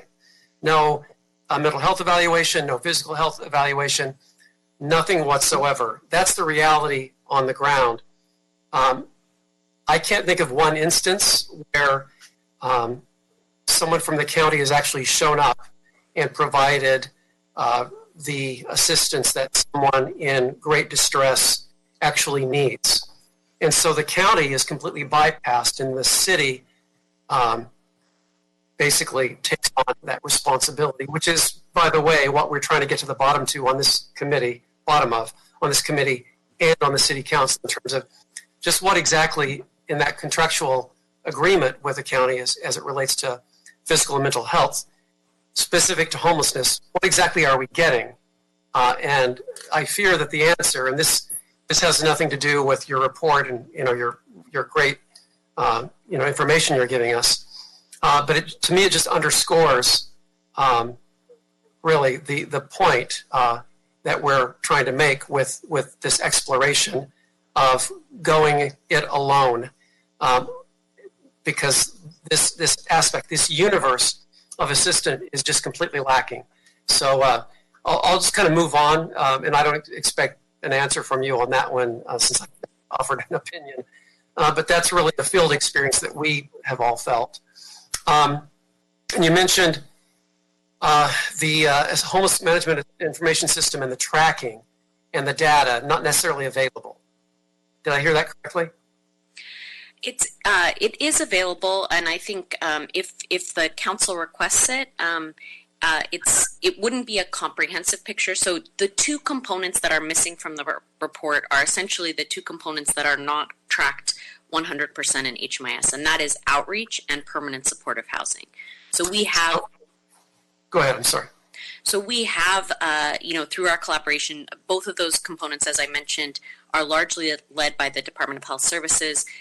Though the teams and providers are instructed to enter into both databases, and we continue to work with Department of Health Services to streamline data entry so that we can have full access.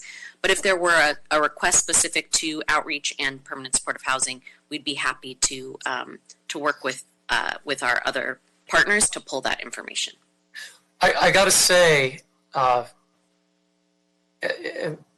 with no direct criticism of the very caring outreach workers with LAHSA, there's absolutely no excuse that outreach isn't fully documented every single time.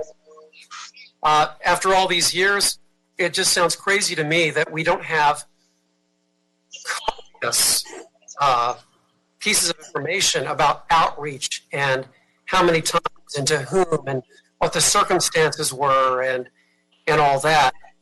That feels like, when I hear that, like the rug is being pulled out from under us. I don't know what more I can do to compel LAHSA to document better, especially with the most fundamental piece of this, and that is making contact with people who are in distress, who need services and a path to wellness. It should not be a guessing game, a mystery to us after all these years. You heard the callers.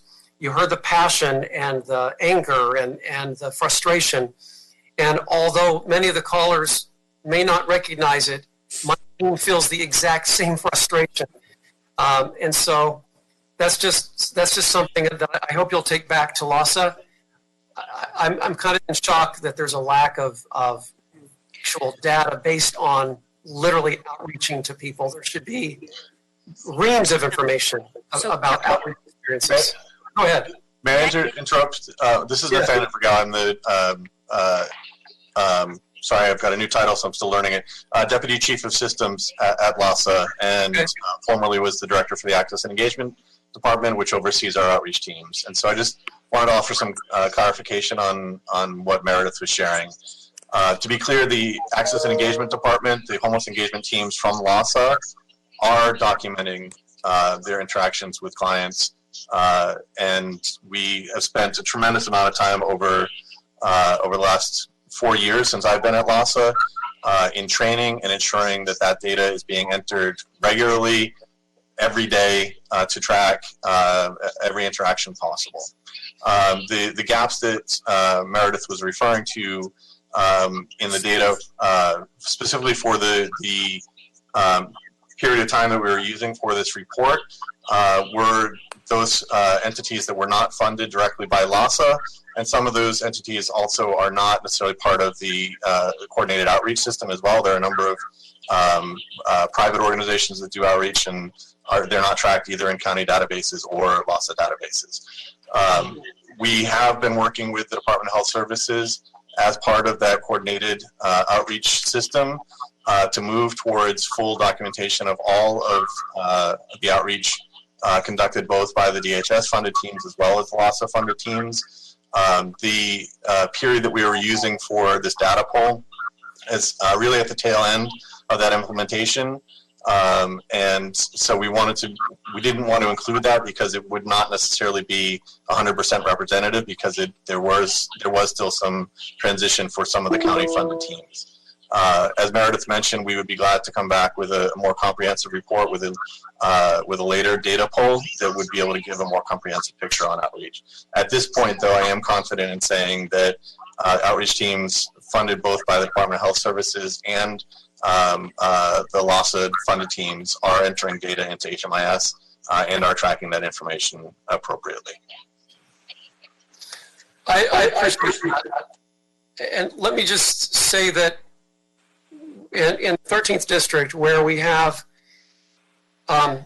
communities, small communities of homeless encampments, and they are like a community, and that is some of the folks who are experiencing homelessness stay in a relatively the same spot with others. And then within that community, some people come and some people go. We should have a complete understanding of all of those communities by now. That's where I'm going. And I'm baffled as to why we don't, and why we haven't approached it that way.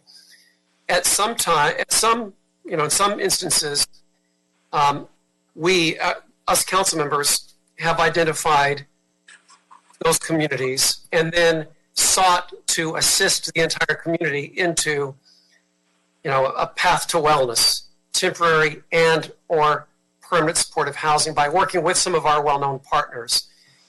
So I would love to see the manifestation of that type of understanding of all of these homeless communities that are all over the city.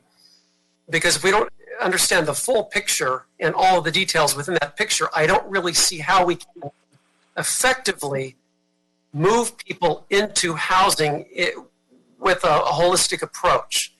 So that was less of a question and just more of the way I see it. And it would seem that LASA would be able to help us with figuring things out in that type of setting. So, Meredith, if I may, this is Nathaniel Raquel again. So I concur. One of the pieces that we've been working on with our HMIS vendor over the last 2 years has been to integrate GIS software, Geographic Information System software, into the HMIS system.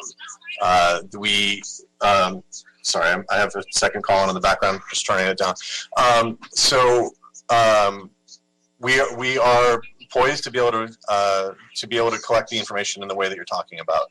We just rolled out the first iteration of that new software over the last couple of months. We've been using that with some of the work that we've been doing around the freeway encampments to try to be able to map out the specifics of the encampments and to be able to look at the flow of individuals geographically.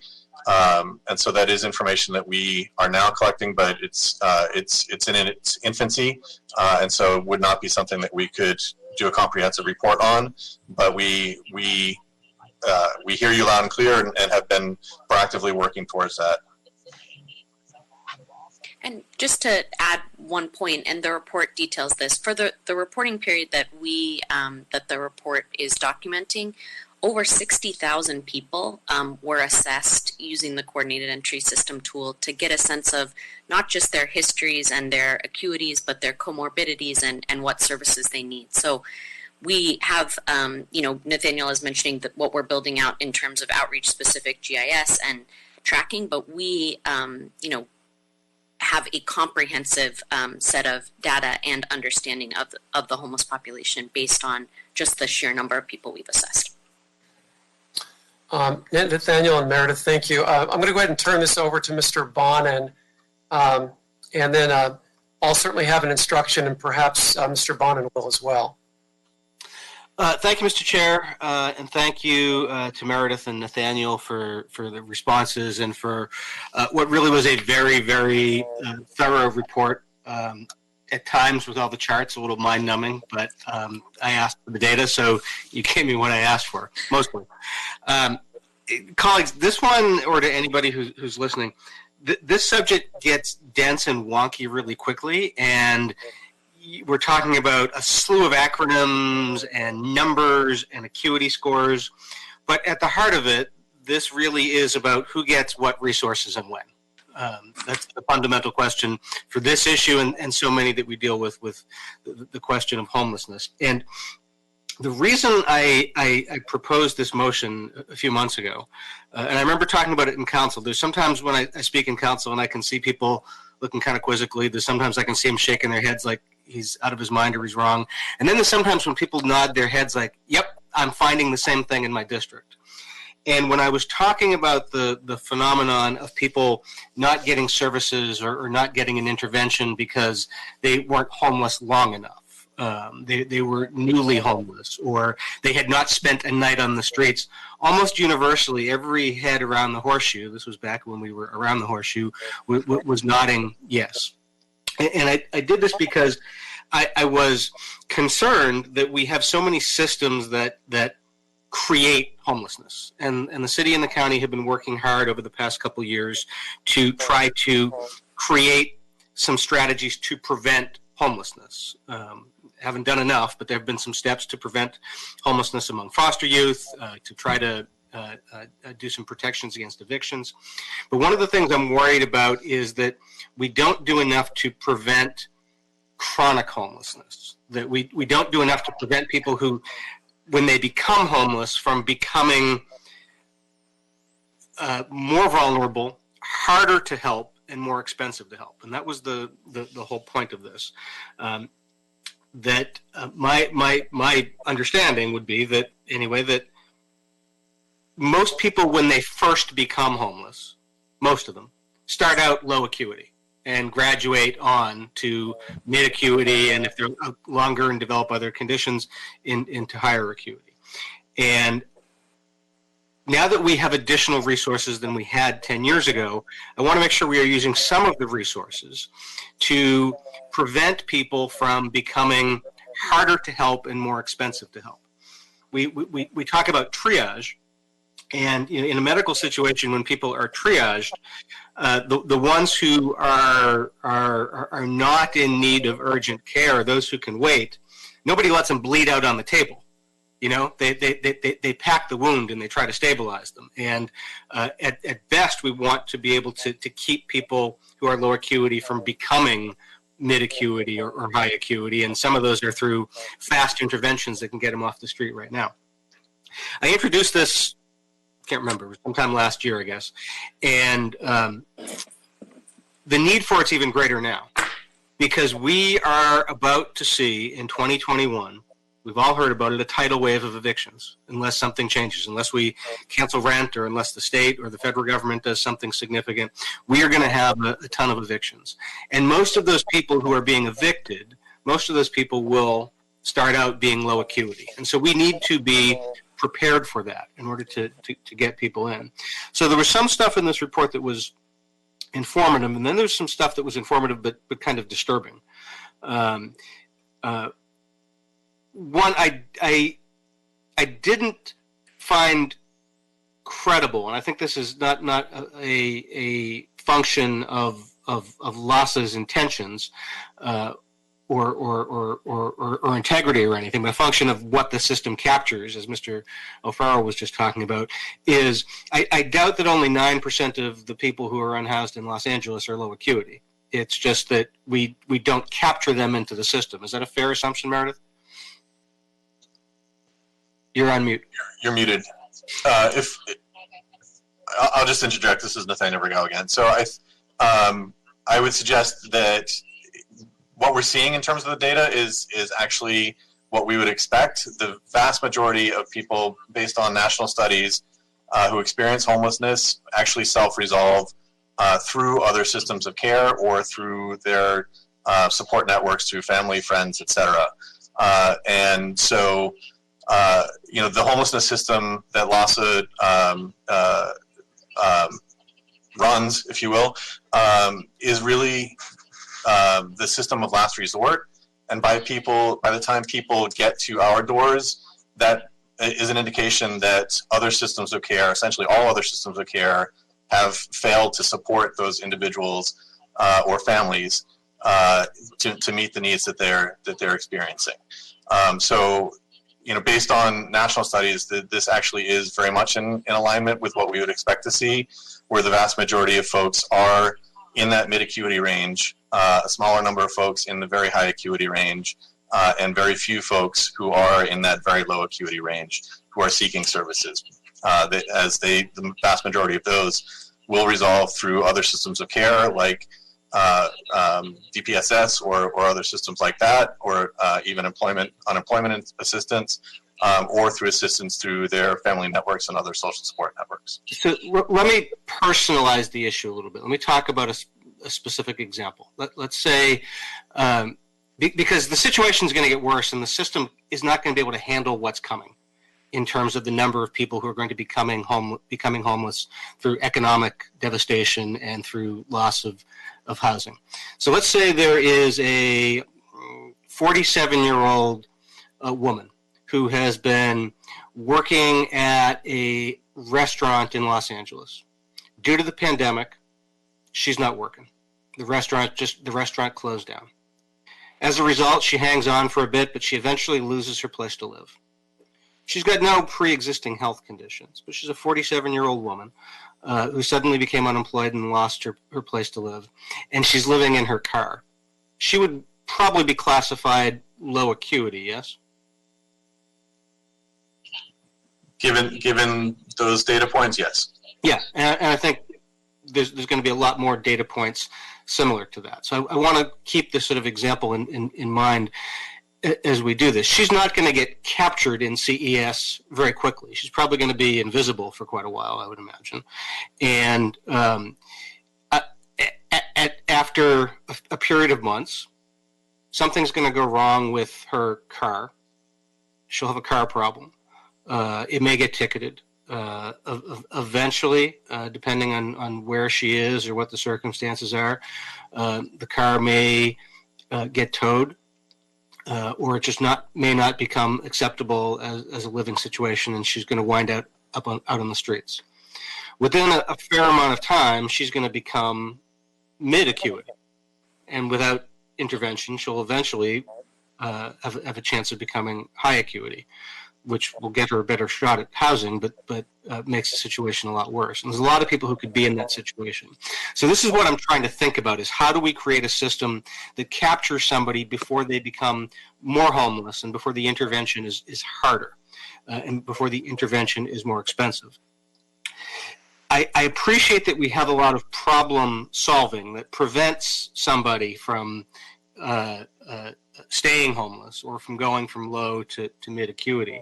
But it sounds as if, correct me if I'm wrong, that we don't have a system that is really tracking, at least for data purposes, how many people are in that situation and how many people that is helping, so we can evaluate what are the most effective interventions. Is that correct?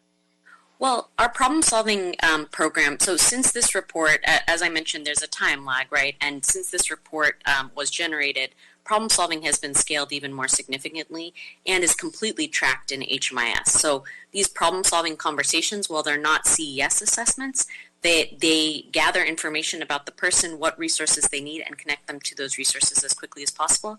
And we have data about how many of those individuals successfully enter permanent housing and stay permanently housed as a result of that one-time intervention. And I do think the woman that the sort of case study that you're mentioning is a perfect scenario that would be served through problem solving. So let's say that woman called a homeless access center or walked into a homeless access center. The intention would be to see, okay, so how, where are you staying right now? Okay, you're staying in your car. Are you looking for work? Sort of get a sense of what she may be doing to gain employment again. And then if it's, let's say she has some savings but not enough right now, giving her one-time assistance to be able to get a security deposit and first month's rent to move inside. So problem solving is targeted for individuals who are low acuity and offers financial assistance when necessary to make permanent housing feasible for individuals who are recently or who are low acuity and have been on the streets for longer. Well, I'm glad to hear we have that data. I would love to see that data. I think that would be very valuable for all of us to see. How many people have been reunified? How many people have stayed stably housed as a result of one-time financial assistance? Because those are programs, given the wave of evictions coming, we need to ramp up unless we ramp up and stop the evictions themselves. But that's what we're going to need. That's good to hear. I don't know that those problem-solving interventions have trickled down to a lot of people in safe parking, though. There's still a lot of people in safe parking who are still in safe parking after a long period of time, who are definitely not high acuity. I'm not privy to their scores, but I can tell from my interactions that they're not high acuity. One of the things that also troubled me, and correct me if I misunderstood this, is that we don't have a very nimble system, I'll put it politely, of capturing when someone goes from a lower acuity ranking to a higher one.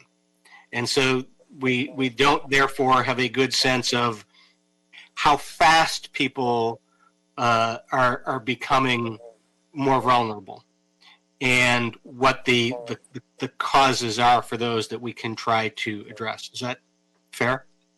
Well, we do have a CES policy on reassessment so that if someone's initial assessment, so two things. One is part of the reason that we don't want to assess everyone immediately up front is so that we can build a relationship with a person and understand their unique circumstances and have them answer as honestly and sort of as possible.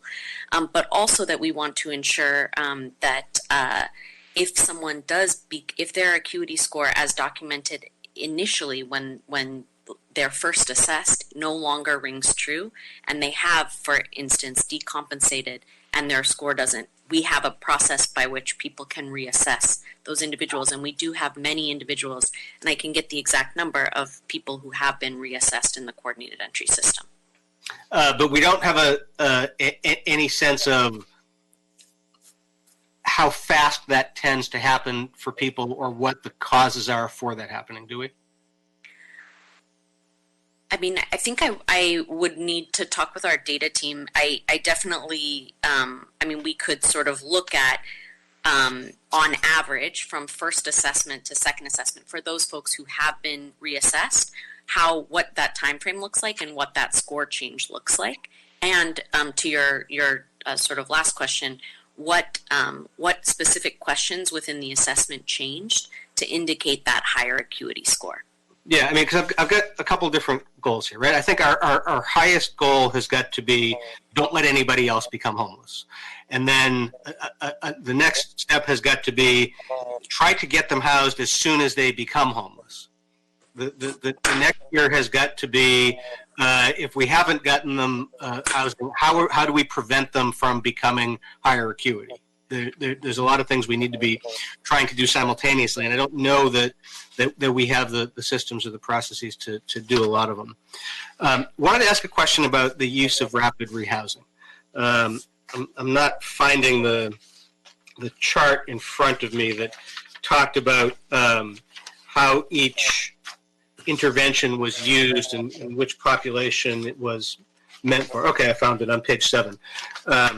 It says that rapid rehousing, the targeted acuity type is high, mid, and low acuity, and then underneath that it says target high and mid acuity.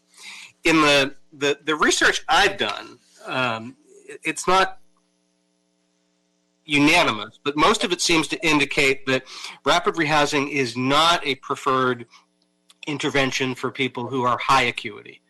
I've heard concern expressed to me by a number of my agencies and even outreach workers that they are putting people who are high acuity into rapid rehousing, which is a short-term intervention and short-term services, and then it doesn't work for them because it's not meant for the level of need they have, and they wind up falling out of the rapid rehousing, which means that not only did the intervention not work for them, but that intervention wasn't available for someone whom there would have been better indicators of success. Why does LASA use rapid rehousing as an intervention for high acuity? Well, I think I would just start by saying, Council Member, to your point about all of the sort of things that need to happen to have a functioning rehousing system, prevention and really full leveraging of mainstream system resources, problem solving, and different service pathways for different acuities, right-sized to allow everybody experiencing homelessness, including those who are chronically ill and dying on our streets, to enter permanent housing as quickly as possible. We are not resourced at the level that we need to be in order to make all of those things happen for every single person. And that, I think, is the crisis that we all feel heavy in our heart about every day. So I just want to say that in terms of targeting rapid rehousing, I mean, if you look at the actual data, rapid rehousing is serving predominantly people in the mid-acuity range. But when we look at people who are highly acute and, as I mentioned, dying on the streets, and we don't have enough permanent supportive housing resources for those individuals, and we see that people who are mid-acuity and even mid to high acuity can successfully leverage rapid rehousing and maintain their housing and exit to continue being housed after rapid rehousing, that we use a portion of our rapid rehousing to be able to serve that very vulnerable group.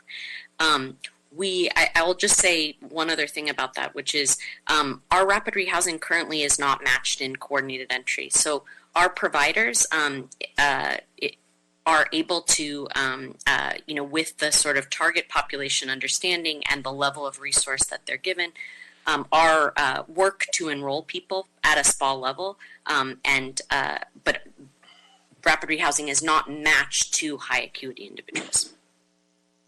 So, okay, there's a few things on that one. I'd like to know, just for my own edification, what other jurisdictions use rapid rehousing this way? Because again, from the research I've done, it's not used that way. And while I understand the rationale for it, what has happened is that someone who could have used rapid rehousing and for whom it would have been a successful long-term intervention may have gotten more vulnerable or more sick themselves. So it may have had, the inadvertent effect of causing someone else to get worse at the same time. So I'm very curious about that, and I'd like to know, and I don't know if it was in the report, I apologize. Is there something in there that tells me how successful long-term rapid rehousing has been for people of high versus mid versus low acuity? Yes, there is. So if you look at Table 7, which is program exits to housing based on acuity, you can look at the percentage of individuals who exited to housing in each of the acuity ranges in rapid rehousing, and you'll see that 55% of high acuity individuals exited to permanent housing, 59% of mid acuity, and 67% of low acuity individuals. Thanks. I appreciate that. And that's a point in time estimate, so or capture. So that doesn't indicate that only 55% of the high acuity population did ultimately exit to permanent housing. It's just at that moment that was the percentage of people who had exited to permanent housing. And exited to or has stayed in long-term? That is exited to. So at the point in rapid rehousing where people cease to receive a subsidy and stop receiving case management is the point where they're exited, and their exit destination, whether that's continuing to be stably housed, is indicated in HMIS at that point. Thanks. We also do have, we have the ability to look back at enrollment, whether someone is enrolled into another homeless service program in HMIS, indicating after they've been housed that they then return to homelessness by virtue of enrollment into another homeless program in HMIS. So we do have the ability to look more longitudinally as well. Okay. As I look at that table 7, the safe parking numbers are horrible for percentages that actually exit to housing, and that's concerning. That's very concerning. I mean, there's a lot in here that needs more drilling down on because there's some specific problems that we can address. I'll leave it with that and thank the chair for the opportunity to ask so many questions. As we make recommendations, I would ask, I know the chair has some recommendations, that we ask LASA to develop recommendations for improved strategies and programs to house people with mid and low acuity ratings, including defining what the funding needs would be. 2, to direct LASA to report on how it can track the speed with which unhoused individuals developed higher vulnerability or acuity scores, and whether there are certain trends or causes that can be addressed through different strategies and programs. That's what I got for now. I had one that I don't think applies anymore. Thank you, Mr. Chair. Thank you. I'm just jotting down, making notes as you're talking. Nathaniel and Meredith are talking. I understand Mr. Rue needs to leave at 12:30. Mr. Rue, would you like to ask a question since you have to leave? No, I'm fine. Okay, Great presentation, though. Right, thank you. Ms. Rodriguez. Thank you, Mr. Chair. Thank you, Meredith and Nathaniel. But just a couple of questions. So has there been, I know one of the challenges that we've had is being able to track by council district in terms of we've been doing spa leads. Has there been a migration in your tracking now in HMIS to now incorporate as a search field by council district? And the reason for this question also stems from the fact that I think it's helpful to know the acuity levels of the individuals that we have in our respective areas so that we could determine what our priority needs are. Yeah, so the GIS tracking that Nathaniel mentioned earlier is one critical way that we're able to search by council district. We do have the ability, if, for instance, an assessment was done at an access center, an interim housing point, and there's an address attached, we can also filter. So it requires multiple data pulls, but is possible. So would we be able to generate a report that, so we could basically drill down that information by council district? I believe so, and it may, because not all of the services in HMIS have a geotag, in other words, have a location marked, that would be the only sort of caveat. So, for example, we have people assessed in CES who might have indicated the neighborhood that they were assessed in, but not the specific location that would give us a council district. Okay. And then when we were in council, I had asked the question about, with those folks that have, for example, in a large encampment that I had that you all were involved with in housing through Project Broomkey at Craxton and Bradley, have we begun an assessment of the acuity levels of individuals that have been captured or housed under the Project Broomkey program, and where are we in kind of measuring? Like, I know some of those folks have already, we're tracking among those that have been housed from that particular encampment in my district, and I know several have been permanently placed or have moved in with family or whatever the circumstances are. But do you have that breakdown of those tenants from Project Room Key available? Yes, absolutely. So for Project Room Key sites, we have a comprehensive data available. Every single person in Project Room Key, as you know, because of our goal to ensure that no one from Project Room Key returns to the streets, every single person has been matched to a permanent housing resource, either through the recovery plan and the city's ESG CV commitment, or through other resources within the homeless service delivery system.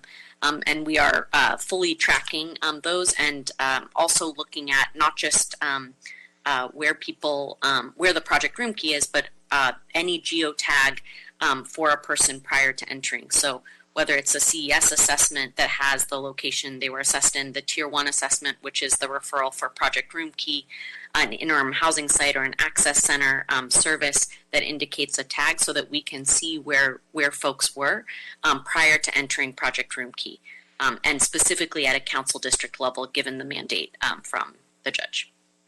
Have just kind of generally speaking, do you know offhand in terms of those that have been placed and had shelter provided by Project Room Key, what the kind of the trend of acuity has been amongst those individuals? I don't have that with me right now, but I the last time I looked at it, the acuity distribution looked similar to our general population and the enrollment in the programs that you see in the report. So the majority being in the middle acuity range, with actually I'm misspeaking slightly there. I know that that 47% at one point when we were at our peak number of rooms, 47% of people in Project Room Key were 12 plus on the VI SPDAT, and that is actually the high acuity band. So that is the band that is targeted for permanent supportive housing. And then the second largest band was mid acuity, basically from 6 to 11, and then the lowest acuity folks were the least represented, which tracks with the CDC guidance that was required for Project Room Key entrance, which is either to be 65 plus or to have an underlying chronic health condition that makes you susceptible to death from COVID-19. All right. Thank you very much. Thank you, Council Member. Mr. Harris-Dawson, do you have any questions or comments? I do not. Thank you. Thank you. All right, just a few quick follow-ups based on the conversation. I know that when someone calls LASA during the day, a real person answers the phone, a real warm voice, and that's fantastic. That's good customer service. But my question is, and I know you make referrals from there based on what questions are asked of the person at the call center answering the phone. Is there a way to refer a caller, that 47-year-old woman who lost her job as a food server because her restaurant closed, who is very, very low acuity to start with, who might be forced to live in her car, when she makes that phone call, or someone makes that phone call for her, is there a referral to someone with low acuity saying, look, we have for starters, we have safe parking. Direct you at this safe parking site and get you signed up so that you can be at least brought in a secure situation at night with hygiene facilities for you, and then we can work on getting you housed. Can someone with very low acuity, a family or an individual, call the call center and get that level of immediate help? So certainly safe parking is one of the options that is mentioned on our R&R line.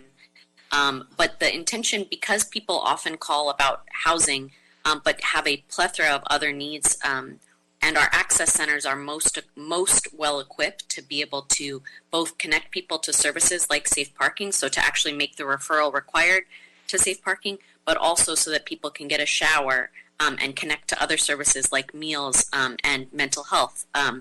We often will refer to the access centers in each service planning area so that folks can get the full gamut of services available. And that's great. I would just add to that the staff that are operating the resource and referral line can also make a referral directly to Safe Parking and will. The goal on those phone calls is to work with the person calling to assess what their most immediate needs, and the vast majority, as Meredith expressed, were those immediate needs, like a shower today and looking for ongoing services, which is why the referral would be to the Access Center, because they would be able to access additional case management services as well as other services. But if it is just about where can I be safe tonight, the resource and referral team could connect them directly to a safe parking program. But are the proactive caseworkers at the ready to help this 47-year-old newly unemployed food server who now has to live in her car and she's scared to death? If she calls, will there be a caseworker at LASA saying, look, here's how we can help you. Let's get you to this, what neighborhood are you in? Here's the nearest safe parking. I'll make sure that when you show up there tonight at such and such time that they'll take you in, and then we'll open a case and we'll work on getting you housed immediately. Is there someone who can just do a little bit of hand-holding and offer that human personal touch of service that vulnerable person needs, so that we can really go into the rapid rehousing, as opposed to, well, here's what's available to you, here are the numbers you call. You understand where I'm going, what I'm saying, what I'm asking? Yeah, as Nathaniel mentioned, the resource and referral line workers, the warm voice that you mentioned, can do the referral directly to safe parking, so that the safe parking site operator can expect that person immediately. Okay. And what if the person's just scared and needs somebody to talk to? Is there somebody to say, hey, look, let's talk about this. Tell me your name. We're here to help you. Let's set up an talk in greater detail.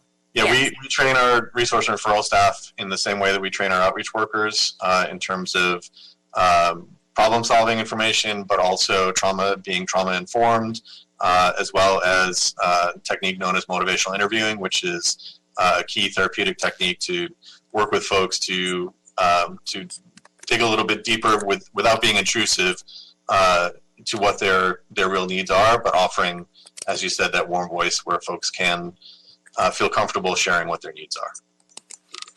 Okay. The follow-up to that is, can people be directed to someone who specializes in levels of acuity? For example, go to that example that Mr. Bonin made. The woman who lives alone, she just lost her apartment because she lost her job and she's in her car. So there's that example.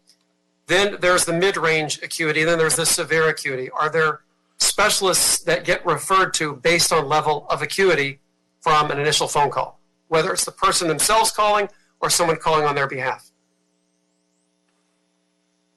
Our access centers, so when a person calls based on where they are and what their needs are, as Nathaniel mentioned, the R&R line is doing those problem-solving conversations, determining what intervention is likely needed for the person.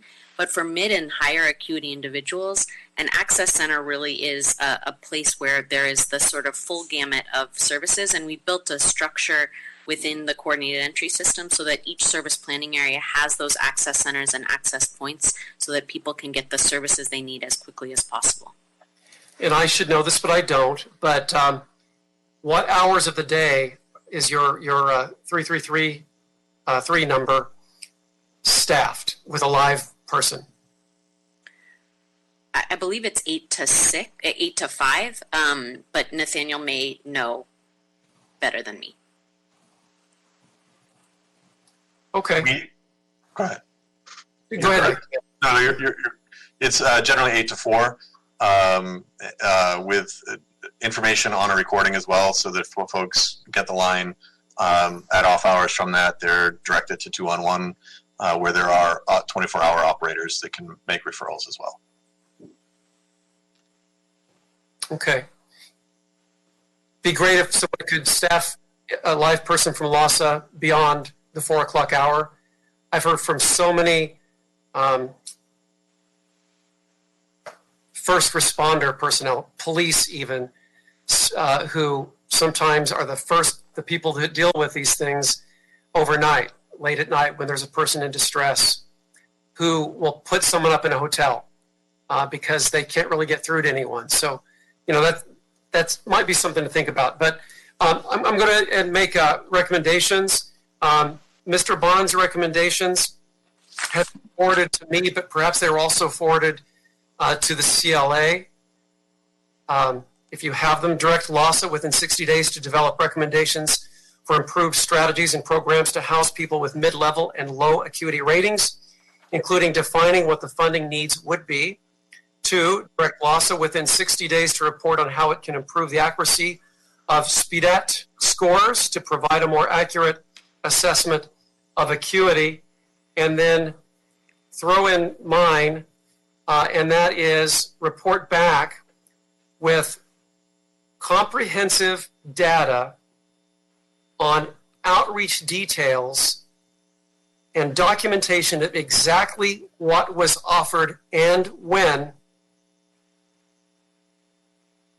in in-person settings, to the detail of what type of shelter was offered or not, if a name was taken, and if a case was opened. If it was, what kind of shelter, permanent housing, temporary shelter. How many instances has this person been contacted or outreached to? And if the person is no longer there after multiple visits, do we know why the person is no longer at that location that they were known for being at? And if there is resistance to assistance, do you know why? And do you track the acuity level of the person who is housed temporarily or permanently? And how many people have been reunified? How many people have been housed? If you could dial into that detail on the caseworkers on the ground at these homeless encampment communities that I spoke of earlier. That's the kind of data that we would love. And I probably left some data points out, but we need a more thorough collection of that data. And Mr. Chair, part of mine, and I'll be sure to share it with the clerk and the CLA, was in addition to what you read, was asking LASA to tell us how they can track the speed with which unhoused individuals develop higher vulnerability or acuity scores, and whether or not there are trends or causes that we can identify that cause that. Yes, I wrote that down too. Where did I write that? Yes, develop. I can't read my own writing. Anyway, develop a strategy that improves on identifying the acuity level. Yeah, trends, cases on acceleration.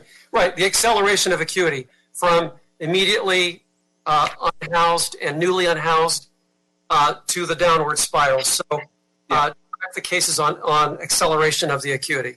I had made that note and I forgot to say it, but I think that we're saying the same thing there. Yes. Thank you. Is that understood? Because I was pretty sloppy in the way I described it.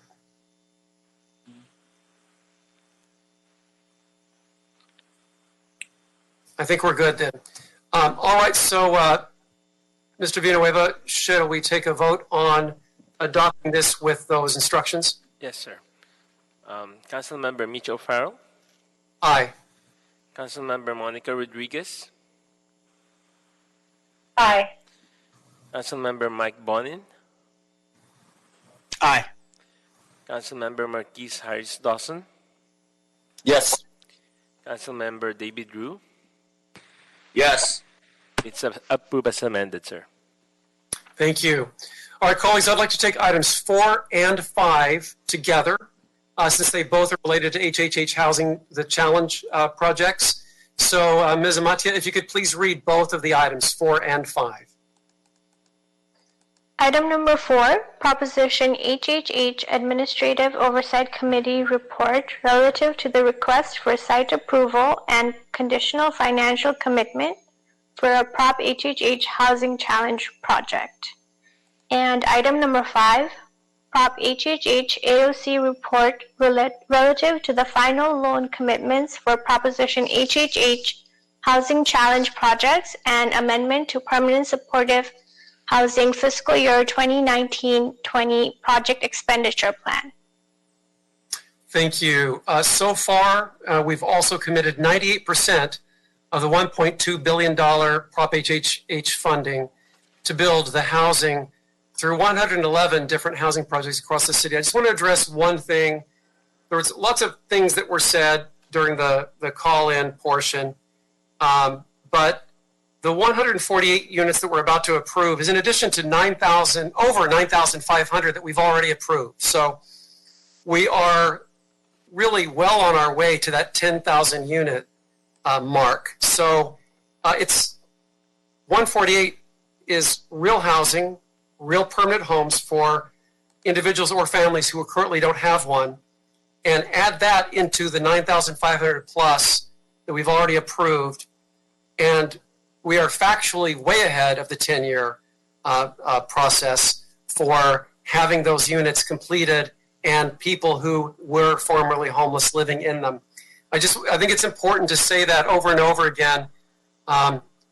Sometimes we hear inaccurate things, and it's important to state that we all recognize that HHH is not the answer. No one of us ever said it was. It is one of the components of an overall strategy. And it's also important to state once again that this committee, this council, instituted a $140,000 per unit limit of a contribution for any of the units, no matter how much they eventually end up costing. So we're not paying more than that, which is how we're able to get to the nearly 10,000 units at this time. It's just really important to state that over and over again because those are the facts.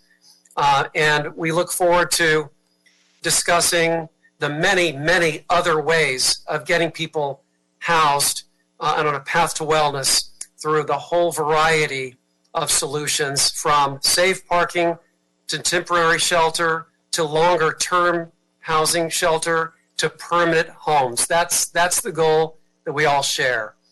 And to remind everyone, the Housing Innovation Challenge is a set-aside of a portion of the Prop HHH funding to finance alternative design approaches focused on creating cheaper, faster, scalable models of permanent supportive housing.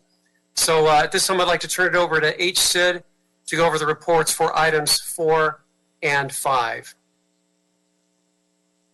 Hi, this is Elizabeth Selby. Andre, do you want to go on both first? Okay.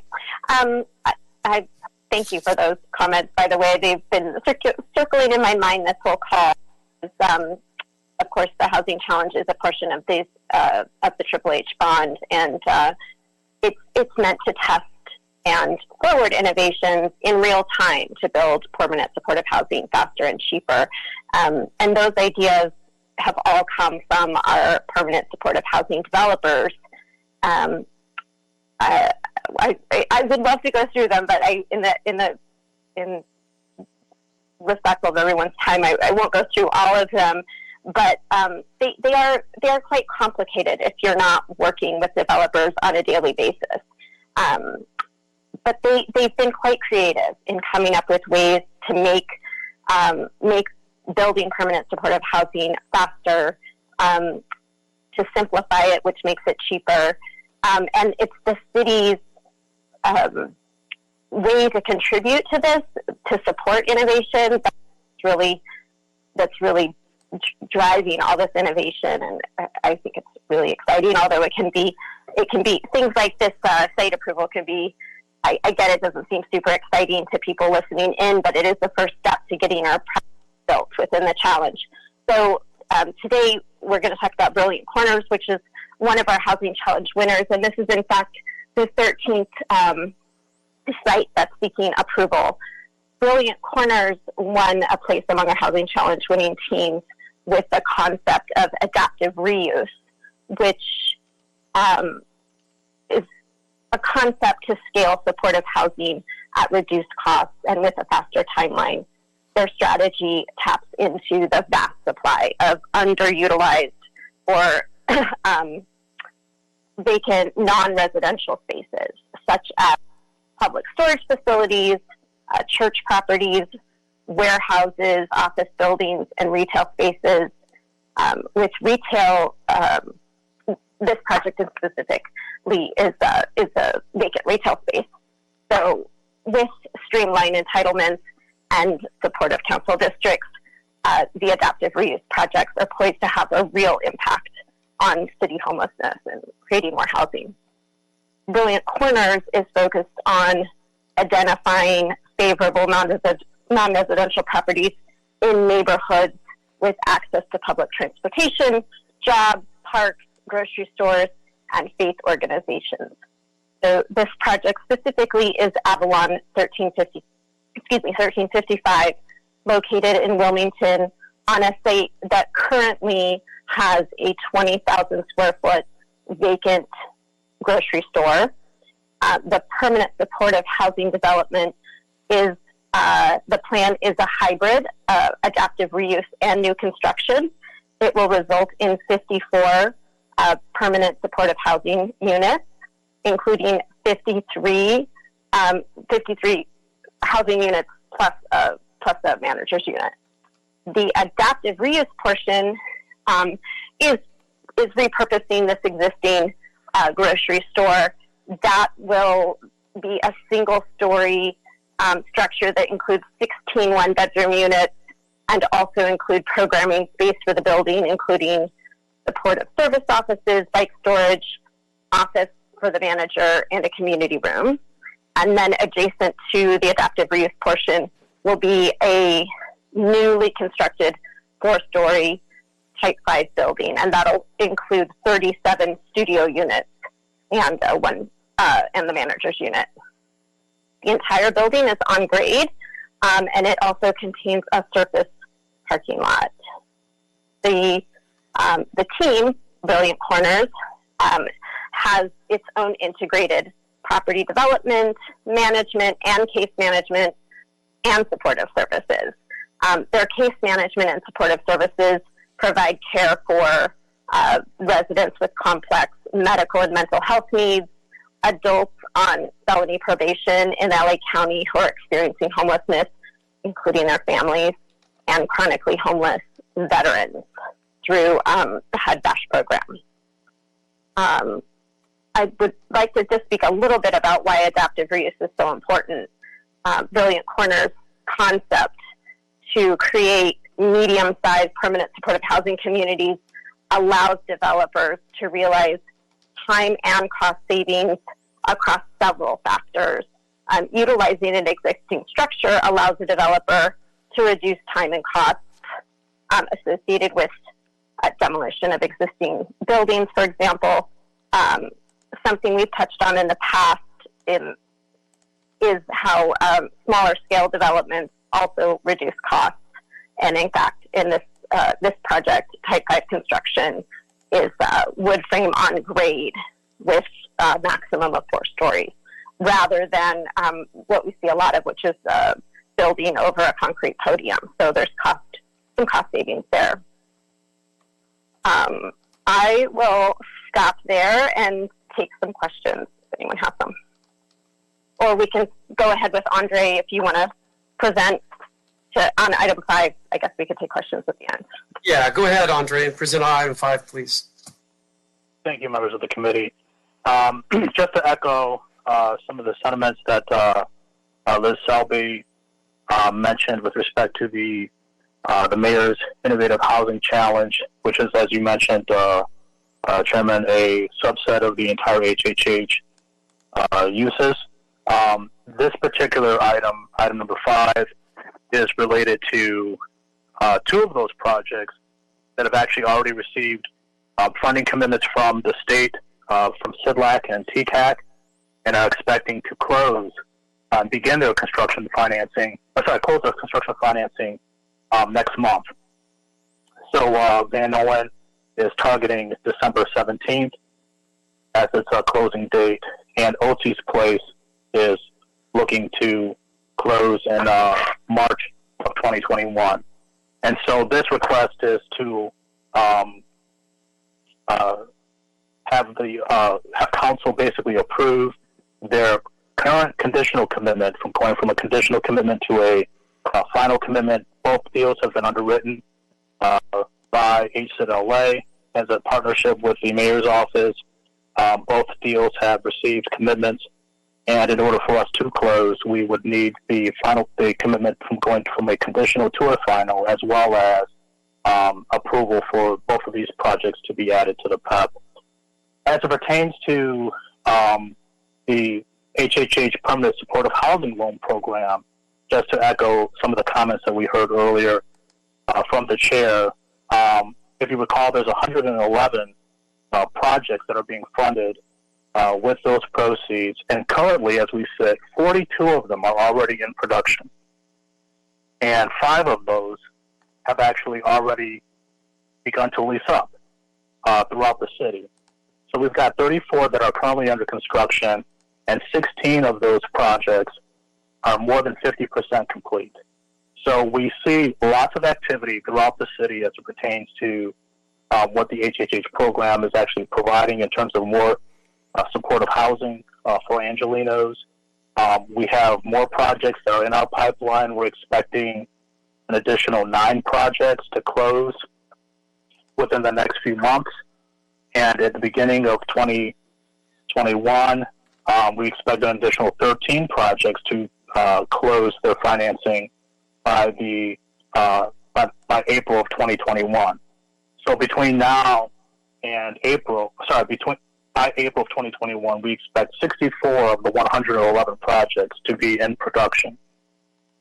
The other thing I'd like to remind the committee is that even during COVID, notwithstanding the challenges that we've all had in terms of actually continuing the construction process, our staff has been working very aggressively in closing deals. Up to this point, we've closed 16 projects since March of this year.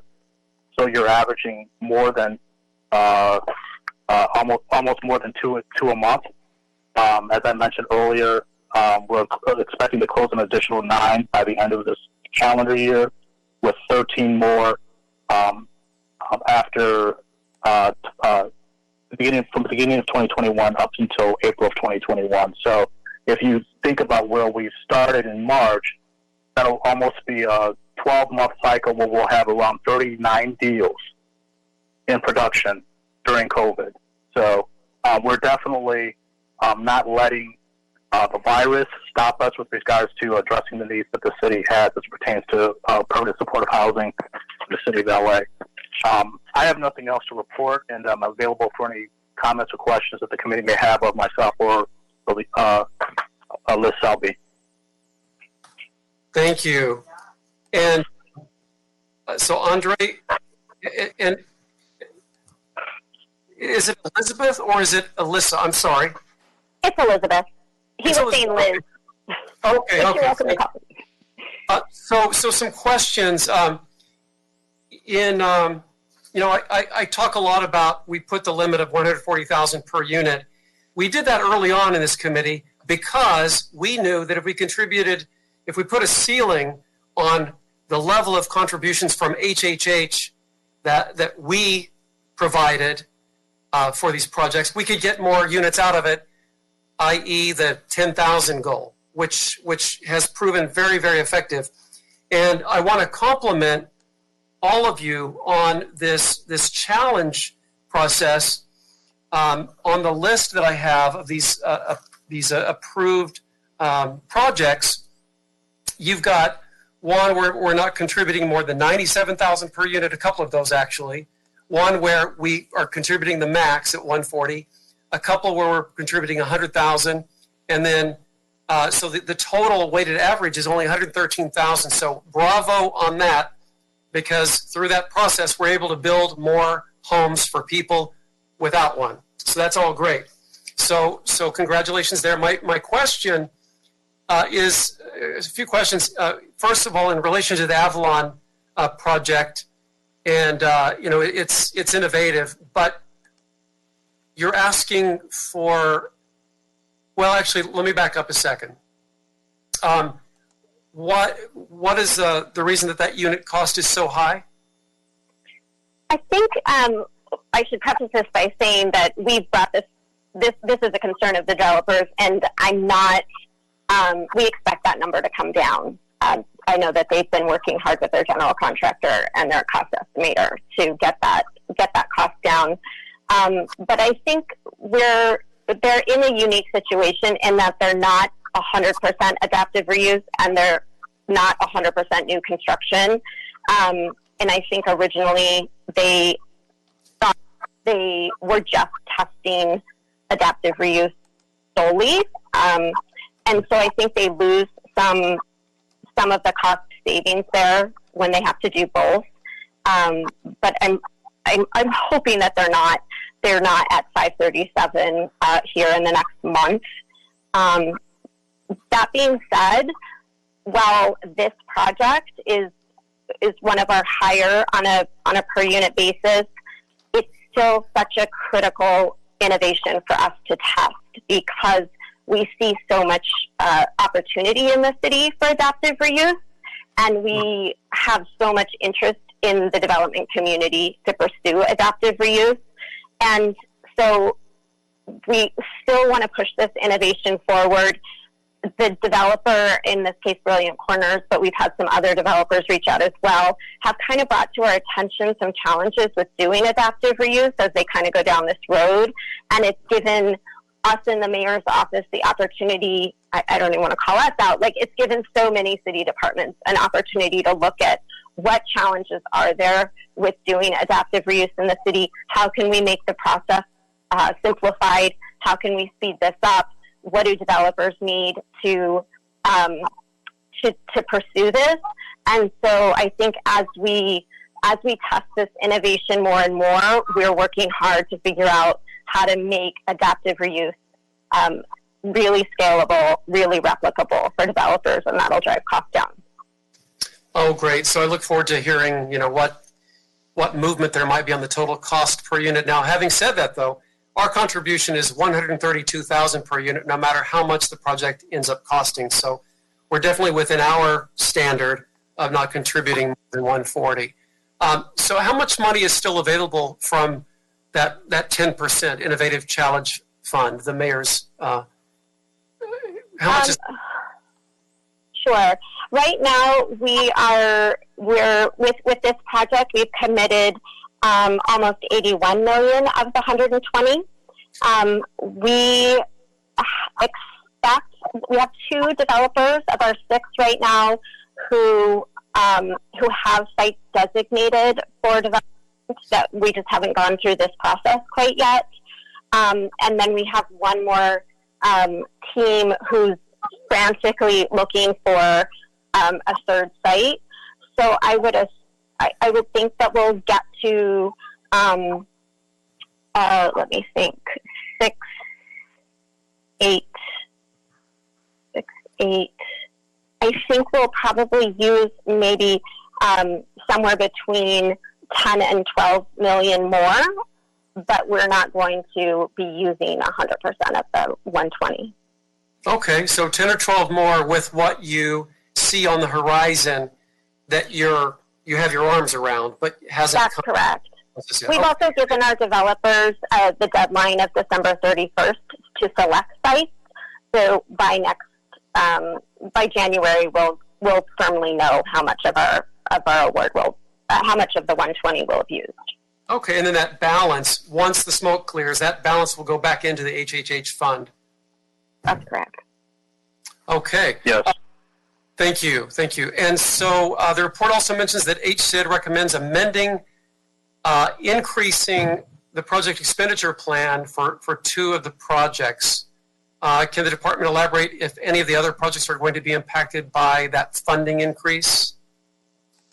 No, they won't be. The project expenditure plan is basically provides guidance to the CAO's office with respect to what size of a general obligation bond it needs to issue in order to fund the HHH. So currently we have 4 project expenditure plans that have been approved. As projects go from pre-development to closer to construction closing. Our staff will add to the project expenditure plans projects as they come online. This includes the housing challenge projects, the two that are before you today. The reason why the third PEP was chosen was because the first two PEPs already have funds raised for them. The third PEP does not. So with this approval, it would just increase that number so that the CAO's office would have the ability to raise funds, not only for the projects that were already approved in the third PEP, but also these additional two projects. Great, thank you. Last question. Otis Place. So you're asking for authorization of an initial nearly $172,000 contribution, which exceeds the limit by nearly $32,000. However, the report states that difference, that balance, would be repaid at conversion, getting us back to our maximum contribution that we standardized a few years back. Can you explain how that would be repaid at conversion? Sure.